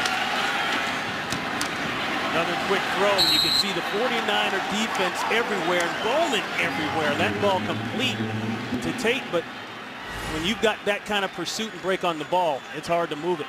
Look at the eyes, clued in. He's done his film study. He knows what they like to do in situations. reads the play, makes the tackle. And what's happened now is the 49ers defense is dictating to Seattle's offense because they're worried about Tavares Jackson pushing the ball downfield in this situation. Short throws that they're reacting on and breaking up short. Third and long. Throw incomplete. Intended for Baldwin. Rodgers is in the area, and that's fourth down time to punt for Seattle. See Patrick Willis celebrating on the sideline. This is why the Seattle offense is really concerned and why they were concerned in that situation, especially after the penalty with field position. Look at what they're running against or throwing against. They're giving up nothing in points. All the touchdowns, 18 were through the air because no one's run the ball into the end zone against them. That's what you're battling, and right now the 49ers defense is doing the dictating. So John Ryan busy here. A nice return last time out by Williams, and here's another one. He's down the sideline and out of bounds. A flag is down, but another nice return for Kyle Williams. Literally hit that one running, caught it on the run and hit it at top speed. Flag is down on the other side of the field on the 49er side. Illegal block in the back. Number 51 of the return team. 10-yard penalty. First down. That's one of their hustlers. That's Blake Costanzo. 50-year man out of Lafayette getting popped. One of the better special teams players in the league. Okay, watch as it comes into the picture. He just inadvertently ran into Marigo's 42 and got nailed for an illegal block in the back. Marigo's actually got thrown into his line there. So I don't think that's one of those ones that the coaches, when they watch film, are going to ding Blake Costanzo for. You know, the penalty counts on the field, but they won't fine him or bring down his grade because that's really not a penalty on him. You just saw Frank Gore's numbers there. The last drive, 10 plays. Not able to get it in for the touchdown, but they were able to get it in for 3 points from Akers. Hunter still going. This January, FX and Fox are your home for exciting live UFC action with more than 10 epic fights on 3 incredible nights featuring some of the sport's best up-and-coming fighters as well as title contenders looking to earn their shot at the belt. A month of outstanding live UFC action begins on Saturday, January 14th on FX. And what I'm noticing in the run game of San Francisco now, Seattle's a good tackling team, but they're making yards after contact now. Initial contact, they're still getting a little bit extra. That's why it's at 2nd and 5 instead of 2nd and 7. 5 yards on that last play. Timeout called by Alex Smith. Timeout. 49ers now San Francisco with 1 timeout left, and Hauerbaugh not happy.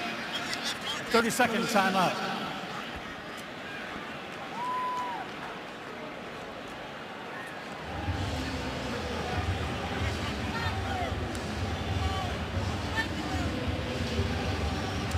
Ron Pitts, Charles Davis now. All of a sudden, the 49ers have taken back control of this game, not only points-wise, but physically. Yeah, I think the line of scrimmage now belongs to the 49ers, both sides, because they're getting pressure on Tavares Jackson. They're not leaving any creases in the run game for Marshawn Lynch on their first couple of series on defense. On offense, that line is starting to chop holes in the front of the Seattle Seahawks defensive line. But the running backs are doing a really nice job of creating even more out of every snap. Running through contact, spinning, not going down easy. 49ers offensive line and runners are working together in tandem well. 5 yards by Hunter on the last run. Gore, first down. You know, one number that really says it all for the 49ers' success this season, the giveaway-takeaway ratio, a staggering plus 25, number 1 in the NFL. It's amazing, actually, and they lead in takeaways, 35, and they lead in taking care of the football, only 10 turnovers all year to get to that plus 25 number. So they're leading in every possible category on takeaways, giveaways. Those are numbers that allow you to go deep in the playoffs. Turnaround pitch, Hunter, not much. Earl Thomas came up. along with Hawthorne. And today, both teams no turnovers, but again, the 49ers holding true, not giving up the football. It goes a long way. It goes when you can take care of it, and you have to if you play the way the 49ers play. Because if you look at their other offensive numbers, there's not a lot that jumps out at you. Right? It's not like they're shredding you in other ways. They have to take care of the ball in order to play their style. Otherwise, they're in big trouble because they're not built as a comeback sort of a team. 2nd and 8, Hunter. He's got a lane. Hunter, easy first down. Pushed out of bounds by Chancellor.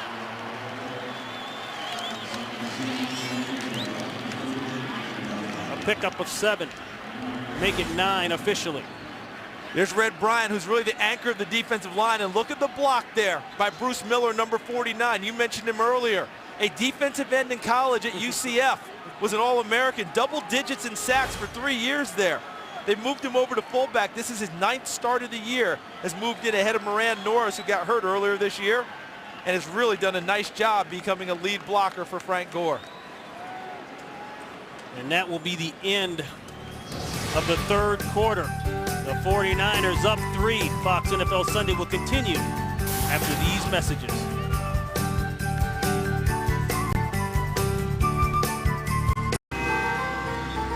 Okay, you got your choice. You want San Francisco Santa, Seattle Santa. Now, I understand we're Switzerland up here. We have no preferences.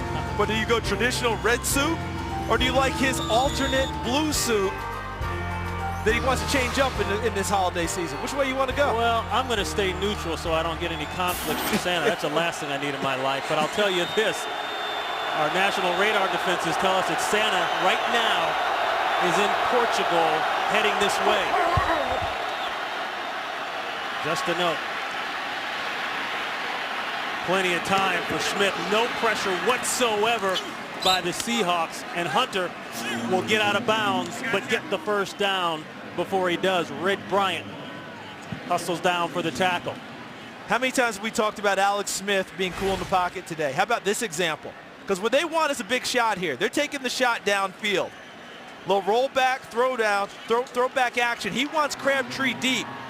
Browner's covering it, so he can't get the ball to Crabtree. So what does he do? He comes all the way back across field. Nice throw on the check down and gets it out to Gore. Alex Smith is playing quite well in the second half. Gore ahead, not much. Mebane is there. Were you surprised, Charles, in the Seahawks last series when they were backed up that they didn't run the ball more with Lynch? I was surprised mainly because of field position. Because they were back, they started around their own 15. And they had not shown that proclivity towards throwing the ball with Tavares Jackson in the early downs when field position wasn't in their favor. So during the game, when they had good field position, they threw it with him in the early downs. Then they would tuck it in a little bit. On that series, they didn't. He doesn't touch it much. Field position changed in a big way and helped the 49ers. And the 49ers are just going to go into ground mode here. Nice play in the backfield. Clemens is there with Mebane. Another look at the playoff picture. Green Bay, of course, the top seed right now. They've won the division along with the 49ers. 49ers trying to get that first round bye in a playoff game at home. Then Green Bay plays tomorrow night, okay, against Chicago, I believe against Chicago. That's right. And then Atlanta and New Orleans, who they're also dealing with, New Orleans, they play on Monday night. So San Francisco has to win today to sit there and tell those other two, you got to keep winning. Otherwise, we may lock up one of those spots and get that coveted bye. There goes only 2. Green Bay looks like they have a hammer lock on one of them. 3rd and 9. Seahawks bring pressure. Chancellor chasing. And he forces the throwaway. Good job by the Seahawks defense. And a nice decision there, really, by Alex Smith. It was a nice decision, and the Seahawks decided they were going to guard in terms of, listen, we know we're giving up 3 here, essentially, because of where the ball is, right at the 26-yard line. You know as a defense, Akers is accurate. So they decided to go out, put the pressure on him, and try and alter that. Alex Smith's movement, as you talked about, saved a field goal opportunity for San Francisco. This is for the record field goals made in a single season. It's holding, and it's through. So David Akers now has the most field goals in a single season at 41. And he adds to the 49ers point total a 6-point lead here in the fourth.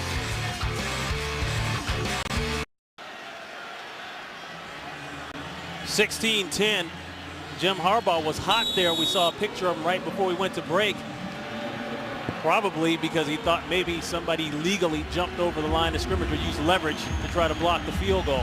That actually came up on Monday night against Pittsburgh, where once he believed it wasn't called, and later in the game it was. They actually benefited from that call. Washington, boy, he's had rough sledding all day long. Out to the 15. What do you think? Leverage, no leverage, whatever. Looked like he just put his hands on him and left through. That's 3 field goals today and a record for Akers.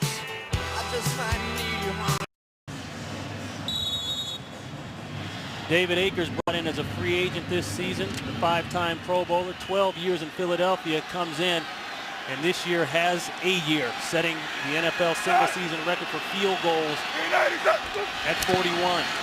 3 today. That's been a big difference in this game. That ball popped up and for grabs, Lockett can't hold on. And see, Jim Harbaugh takes his leverage and leaping. He got that call on Monday night against Pittsburgh. See that? He's talking about him, leverage. But this is why it's not. Watch 94. As he goes through, he's not leaping above. He's using the lineman, and that's legal to get himself propelled through and then leaps for the field goal attempt. So it's not a penalty. That's why it's not called. For that play, Jackson 11 of 20, 117 and a touchdown. Things have slowed down for this Seahawk offense. They got off to a quick lead and actually hit the man who just dropped the last ball. Lockett hit him on a big one, and they were able to get a touchdown on that opening drive there with Doug Baldwin 13 yards out. But since then, things have been quiet. And quiet for that man. Okay, we talked about his Skittles, but the Skittles haven't done much here in the second half. Yeah, the Skittles shoes. We always talk about it's got to be the shoes. They're going to need those shoes to pump up a little bit now and go on. Shoes of Marshawn Lynch. This is a 3rd and 7. Going deep. A man falls down, and there's the flag.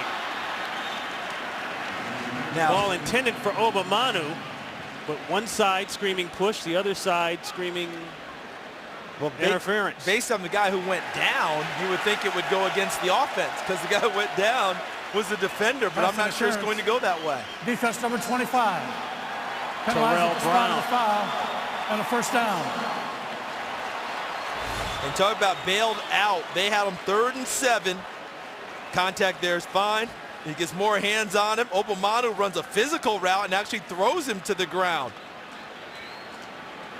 And Tavares Jackson has to take the shot from Aldon Smith, who's been a sensation as a rookie, as a pass rusher, stays in there and delivers downfield, but both of them were being physical in the route running. Obamanu ends up winning the physical battle and getting the call. That call ends up being a 27-yard play. Bootleg, throwback, it's not there. Jackson doing it himself. Will take it down to about the 48, 49-yard line before he's met by Ray McDonald. And Seattle is back to throwing early in the count. First down, good field position, and they actually did it with poor field position. Missed the first 2 throws, bailed out by Terrell Brown and the pass interference call. Then they get good field position, so Darrell Bevel, who we just saw on the sidelines, dials up another pass play. Tried for a big shot on a throwback. Covered well by San Francisco, bringing up 2nd down.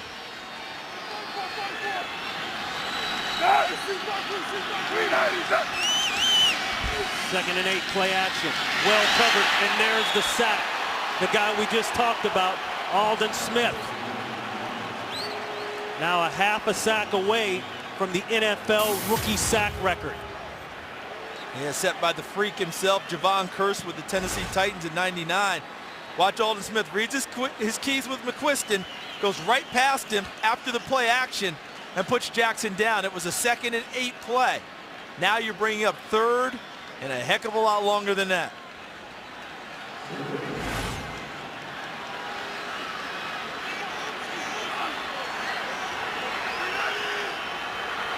a sack would tie him with Kurtz. Throw, catch, short of the first down. Goldson put the hit on Obamanu. But how about the pickup in yardage? Because now it forces a decision. They got back a whole bunch of yardage on that one. Now you got to decide what you're going to do if you're Seattle. It looks like they're bringing the punting unit onto the field to try and set up some field position and play defense. What do you think, though? They haven't really been able to stop Alex Smith in this offense. See, in this situation here, I would have thought about going for it for this reason. Points are at a premium in this game anyway. Right. Not sure you'll get a better opportunity the way this game has gone in the second half. So they'll play field position, and they'll put it all on Ryan. And Ryan may have done it. That ball goes out of bounds. I think they're calling touchback. No, they're calling touchback. It hit the pylon, or a player hit the pylon. They will call touchback. The 49ers will not be in the hole. They'll get the ball on the 20. Let's look again. You see Marigo's 42. He's running the line anyway. Touching the football, it hits the pylon, touchback. Yep. Good hustle by Maragos, but he's unable to keep it out of the end zone. Official right on the spot. You know, if you've ever refuted that old adage, it's a game of inches, you won't after looking at that. That's how close it was to maybe being a really good call by Pete Carroll. But instead now, it's 49er ball with 9:24 here and a 6-point lead at the 20-yard line. And they've been very effective running the football. I think Seattle will stack the line of scrimmage and try and stop them on this first down play. No fear, play action. Moving, sliding. There's your crosser. That's Davis. Davis, good job of ad-libbing and getting the first down. He works out just past the 35-yard line. Well, for 100 years, no prisoner had ever escaped from Alcatraz until the night they all vanished. Uncover the mystery behind America's most notorious prison. From J.J. Abrams and the producers of Lost comes a thrilling new series, Alcatraz, premiering Monday, January 16th, right here on Fox. And that's starring Mr. Sam Neill, one of the best in the business, and that promises to be a good showing. Oh, it's a great tour. I know that. I've been out there before. It's awesome. But how about the trust they're showing in Alex Smith here on that first down throw?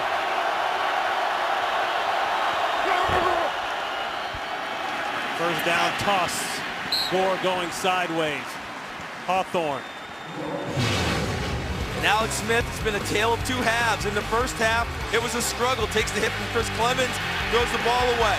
There's a sack against him where he can't get it downfield. But right away in the second half, that was his first throw of the second half to Michael Crabtree. Then on the same drive, back-to-back throws to Vernon Davis. Feathery touch, and then being decisive in and out of the pocket, running for a first down. Alex Smith has looked like the Alex Smith we've seen for most of the season here in the second half. And Davis has helped his numbers. 4 catches, 54 yards. They've all been big catches that have amounted in first downs. Ad-lib throw, that's out to Miller. And Miller taken down quickly by Earl Thomas. Go back to what I said a moment ago about trust. If you think about it with Alex Smith, that's not a word you've heard often from many of the guys who have coached him or different regimes. But Jim Harbaugh approached him right away when he got the job. And when we talk about Alex Smith, he said he was waiting for him to talk about, let's talk about all the other stuff. All he talked about was football, right from the beginning. And all from that first day, they built a relationship that now is full of trust.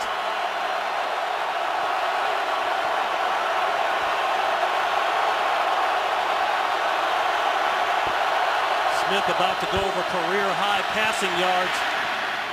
Nope, that one knocked away, intended for Williams. Richard Sherman, who's been in the backfield on tackles and involved in pass coverage all over the field today, knocks it away and will get the ball back for the Seahawks. And the 49ers bench, led by their head coach Jim Harbaugh, erupted, thinking there had to be pass interference on that play, saying he came over the top through his body to try and get the football. Top of the screen, Sherman 25 on the coverage. See, from there, it looks like he reaches an arm around. What the 49ers are trying to say is that he was draped on his back while reaching the arm around. No call from the officials. They'll punt it away. So Andy Lee Standing at his 24. Well, punted, it's blocked. That's a free ball.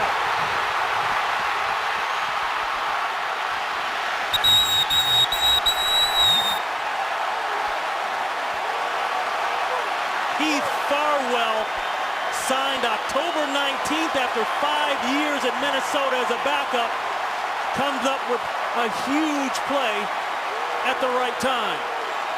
And Ron, let's go back to Pete Carroll's decision to punt the football that I disagreed with. I thought he should have gone for it out near midfield. Didn't know if he'd get a better opportunity. They punted it, the defense made it stand up, and then on the ensuing try to kick it away, they blocked the punt. And now they're in business inside the 5-yard line of San Francisco.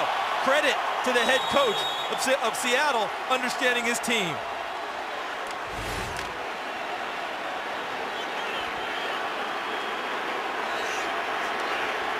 So just like that, it's great field position and a chance for Seattle. Lynch looking for that first rushing touchdown against the 49ers this season, and there it is.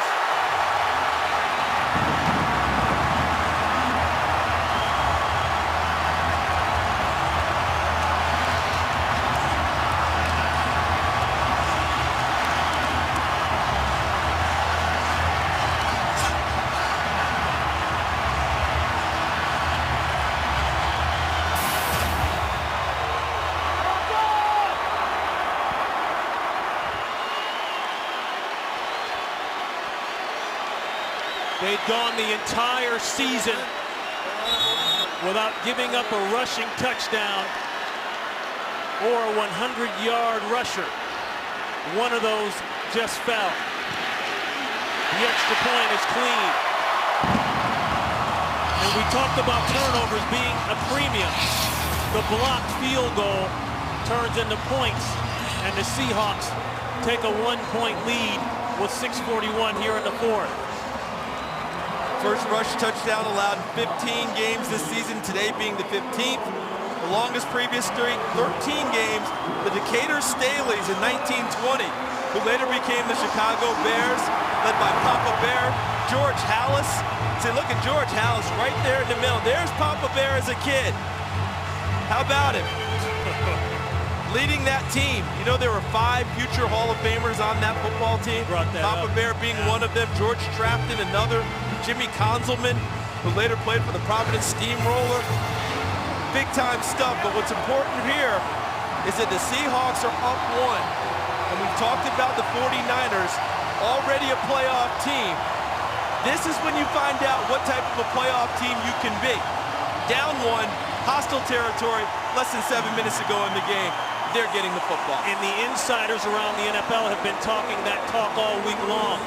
Yes, it was a big game last week in the win against Pittsburgh on Monday night. But the mark of a good team, an 11-3 team, can you get a win on the road against a team that by all means you should beat after a big game? And here's their opportunity. They've had 4 fourth-quarter comebacks already this year under Alex Smith. Here's his opportunity to fashion together a 5th.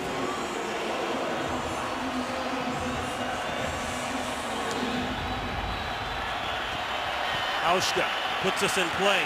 Williams, he's had some nice punt returns today. Can he do it on the kick? He slides down at the 24-yard line.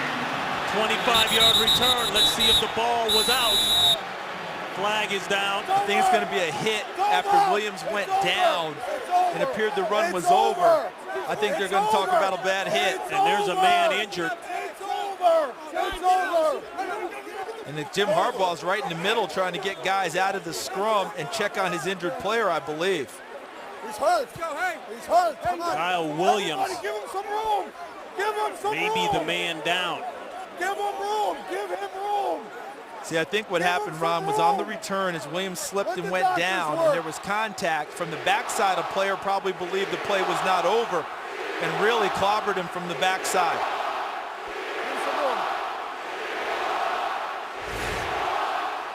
Watch Williams running the football. See, he slips here. Now he's down, but is he down yet?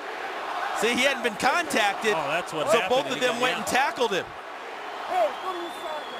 And that's when the ball came free at that point. to determination. See, he only hit his own player. He does not hit, or anyone from the Seahawks did not touch him until the tackle occurred, and that knocked the ball free.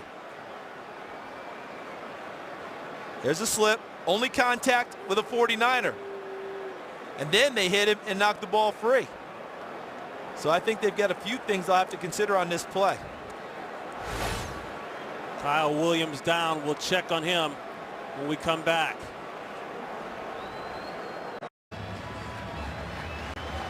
Ron Pitts, Charles Davis, Dre Avon on the sideline.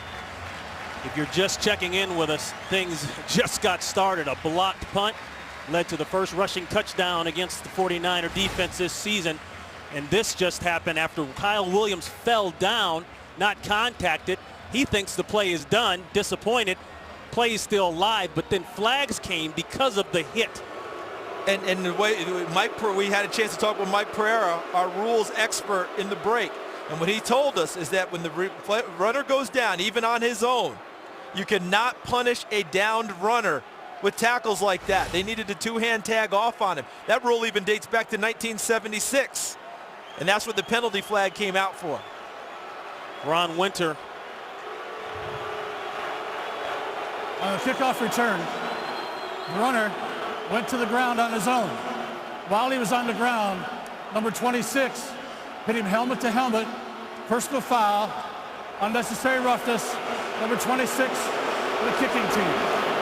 15-yard penalty, first down. That's Michael Robinson, the former San Francisco 49er.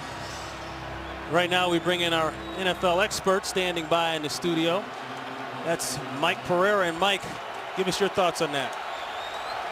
Right ruling by Ron Winter. Number one, when the runner goes down on his own, the second he is touched, he is down by contact, and he didn't lose control of the ball till after that. And secondly, you cannot punish a runner who is already down on the ground with your helmet or just a piling on. Both done in that same instance on that play. And here's another look at it as we've got yet another flag down. See, he's down here, and as Mike talked about, he's not down by contact yet. But since he's down, you cannot punish him. With the two tackles coming, if they just two-hand tagged off on him, they're okay. Offense number 17. 10-yard penalty. Repeat first down. That call goes against Braylon Edwards. Mike, thank you very much. That's exactly what we saw on the field. Thank you for clearing that up for us, because for a while there, a lot was going on. Yeah, that was Michael Robinson, the special teams captain. Thanks, Mike. Sorry, Michael Robinson, special teams captain, is involved in that play. And a tough play earlier in the first half where they didn't get a touchdown, but now the defense has a chance to make a big play. 1st and 20. 6 penalties, 77 yards for the 49ers. Hunter in the backfield. He'll get the call. The Seattle defense stiffening up. That's about 2 or 3. If you're just checking in, starting the third quarter, had a 10-10 game. Then the 49ers took the opening possession down, not able to score, but got 3 from Akers. Akers has had a nice game. He has set the NFL record for most field goals in a single season. We just had a blocked punt that led to a touchdown by Seattle. The Seahawks have just taken the lead by 1 as a result of that touchdown. 2nd and 18 throw. It's tight coverage, and it's caught. Michael Crabtree came up with it. A circus catch, 42 yards at a crucial moment for the 49ers. You know, Michael Crabtree played in a spread offense in college. And what they talk about with receivers like that is that they have an excellent sense of space and understanding where they are on the field. Michael Crabtree possesses that and also has excellent hand-eye coordination to play off of the body of Browner and go up and get the football. Ball inside the 30-yard line of the Seahawks. Misdirection play, Gore. He'll get about 3 or 4. Chancellor on the tackle. And you've mentioned David Akers a few times, the kicker for the 49ers. He set a new record this year for field goals. Remember, look at the score. It's only a 1-point game. So now if you're the 49ers, bleeding clock, And knowing you have David Akers in your hip pocket to give you the lead is a nice comfort zone for a play caller like Jim Harbaugh on the 49ers sideline.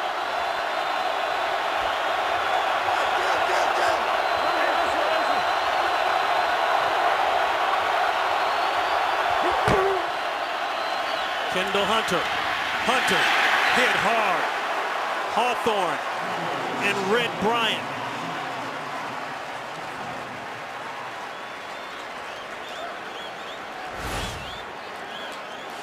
So you want to be an NFL running back, do you? Maybe not so much. Excellent play by the defensive front. Red Bryant has had a fantastic year.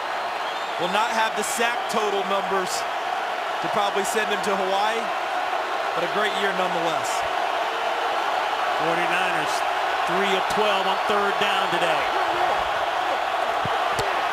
They need 6. That's Gore. He won't get it. On comes Akers.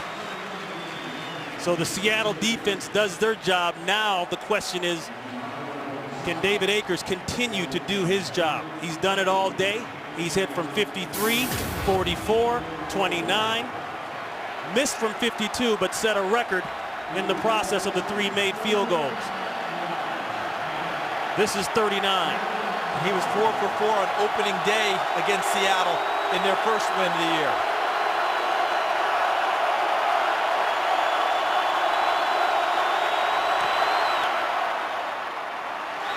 The man is money. No flags are down. Count it. The tie is broken. The 49ers take the lead by 2. Hi, Master Sergeant Martin Aguilera, deployed to Afghanistan. I wish my wife and kids happy holidays. God bless. We'd like to welcome the men and women in uniform serving around the world watching today's broadcast in 175 countries on AFN, the American Forces Network. Thank you for all you do and for protecting our freedom here in this country. 6-play drive, 40 yards. Akers with the 39-yarder. That's 4 field goals for him today. Crabtree started off with the 41-yard pass play. This is Washington. Washington still going. Gets hit and will get out to about the 18-yard line.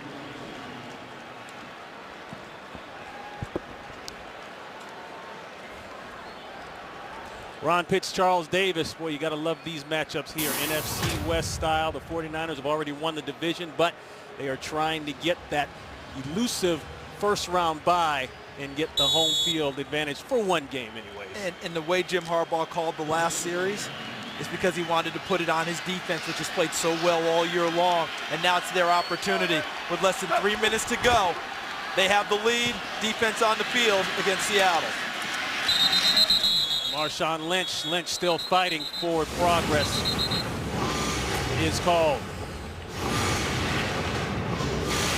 The 49ers tied for the second best record in the NFC, along with the New Orleans Saints. A win today plus a Saints loss to Atlanta Monday will give the 49ers that first round bye we talked about and at least one playoff game at home. And another record falls against the San Francisco 49er defense. Lynch over 100 yards rushing, the first 100-yard rusher of the season. Now he does it out of the backfield with the throw. Lynch down to the 45-yard line, a pickup of 21.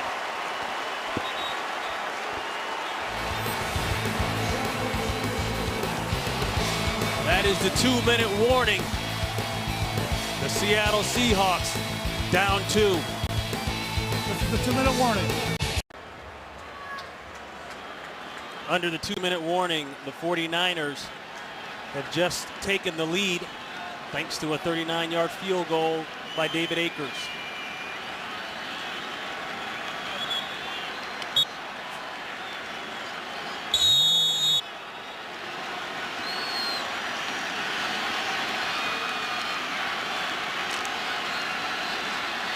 We'd like to welcome you from around the country just joining us. We are under the 2-minute warning. The 49ers with a 2-point lead Seattle Seahawks are closing, trying to score, boy, and it has been that type of game all day long. We see fighting going on. It started in the beginning, and it's continued right up through the fourth quarter. Both teams feel like they've got something to play for. Right, the Seattle Seahawks came in knowing they would need help to try and make the playoffs. They didn't get that help today. Detroit beat San Diego, so that's locked down for them now. But they still wanted to finish strong. They're 3-0 in December. They wanted to have something to carry forward. San Francisco, they're playing for playoff seeding. 2nd and 7 throw out to Lynch. Lynch has gone over the 100-yard rushing mark. The first time this year anyone has rushed for over 100 yards against this defense, and this was the key play, the block punt. Recovered by San Francisco, didn't matter. Next play, touchdown, the first rushing touchdown, coupled with the first 100-yard rusher, going both against the 49ers defense, a defense that came in ranked #1 in the NFL against the rush. And as my partner alluded to, the 49ers, a win today, plus the Saints loss to Atlanta Monday, and a first-round bye and at least one playoff game at home would be secured for the 49ers. 3rd and 3, pressure, Jackson. Jackson loses the football. Free ball. The scramble's on. It looked as though San Francisco recovered it, but we'll see. Yes, they are pointing San Francisco. Larry Grant knocked it out.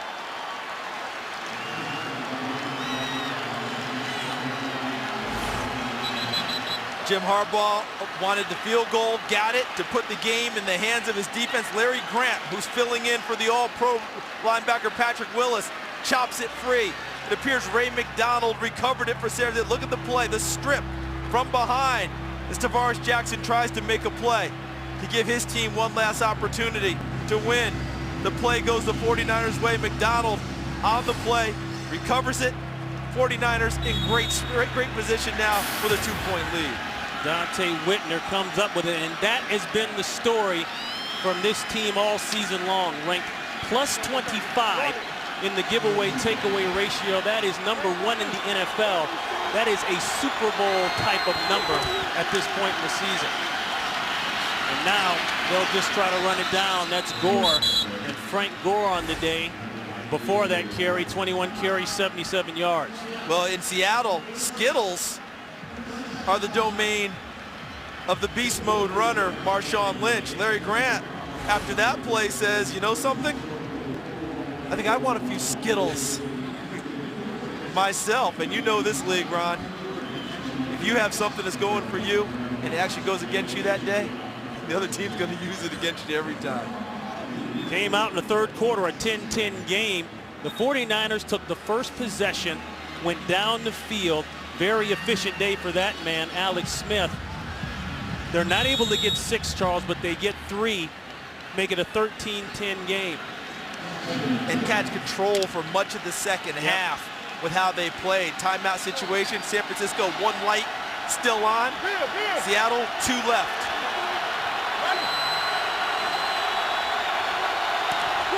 Second and 4.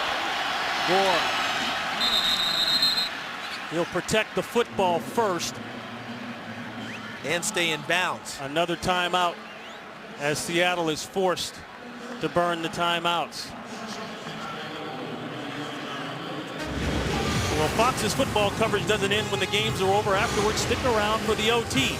Kurt, Terry, Howie, Michael, and Jimmy bring you extended highlights, expert analysis, exclusive interviews, and updated looks at the playoff picture. America's #1 post-game show, the OT, presented by Lowe's, is coming up after this game right here on Fox. And those two, on the left side, Patrick Willis, the All-Pro, who's missed his 3rd straight game with a hamstring injury. His replacement, Larry Grant, his 3rd straight start, comes up with a big play there. Both of them will be interested in finding out what the OT has to say about playoffs and where they're positioned. Although I think they have a pretty good idea.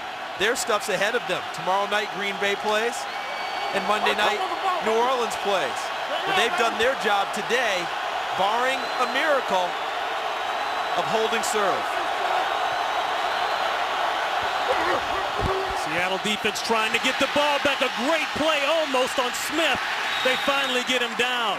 Earl Thomas came shooting through, missed the tackle initially, but he caused enough fray for his guys to get there. Now, did that surprise you at all? No. That rollout? In that situation? But I talking about the missed tackle. No, not the missed tackle. The rollout in that situation. Yes, that did. Because of the situation where Alex Smith's out of the pocket. That's fine.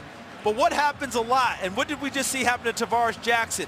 Ball is popped free on tackles, and in that situation, that would have been disaster because Seattle would have been right in field goal position. So Alex Smith does a nice job. Look how he covers up the football, takes care of it, and justifies the faith his coach has in him on a very risky maneuver on that down.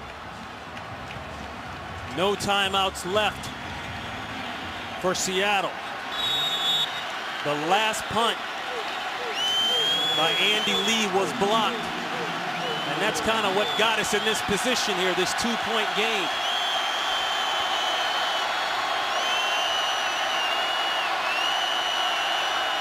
Two men are back deep. This will be Leon Washington. He'll take it at the 2. He hasn't had a return all day. Out to the 25-yard line. The special teams for San Francisco have been key. Larry Krant caused the fumble, hustles down for the tackle. 23 yards on the return. And if things hold up, there's your hero of the game for San Francisco. David Akers broke an NFL record held by Neil Rackers today, 4 of 5, including what appears what is the go-ahead field goal now to give them a 2-point lead. But Tavares Jackson, I'm not sure he thought he'd get another opportunity after his fumble.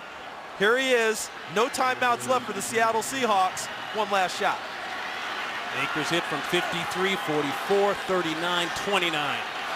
41 seconds left, no timeouts. Pressure, quick throw. Forsett doesn't get out of bounds. He's got to run to the sideline there. I think he was trying to shake him and get to the sideline, but this is going to cost him valuable time. He needed to take that one all the way out to the sideline and get out. Ball is clocked. And that's exactly what I was thinking. As soon as he caught the ball, he heads north instead of to the sideline. He had no chance. Situational football. You have no timeouts left. So everything now is sidelines or incomplete passes in order to get the clock stopped. And when he made the move and cut back inside, he gave an advantage to San Francisco.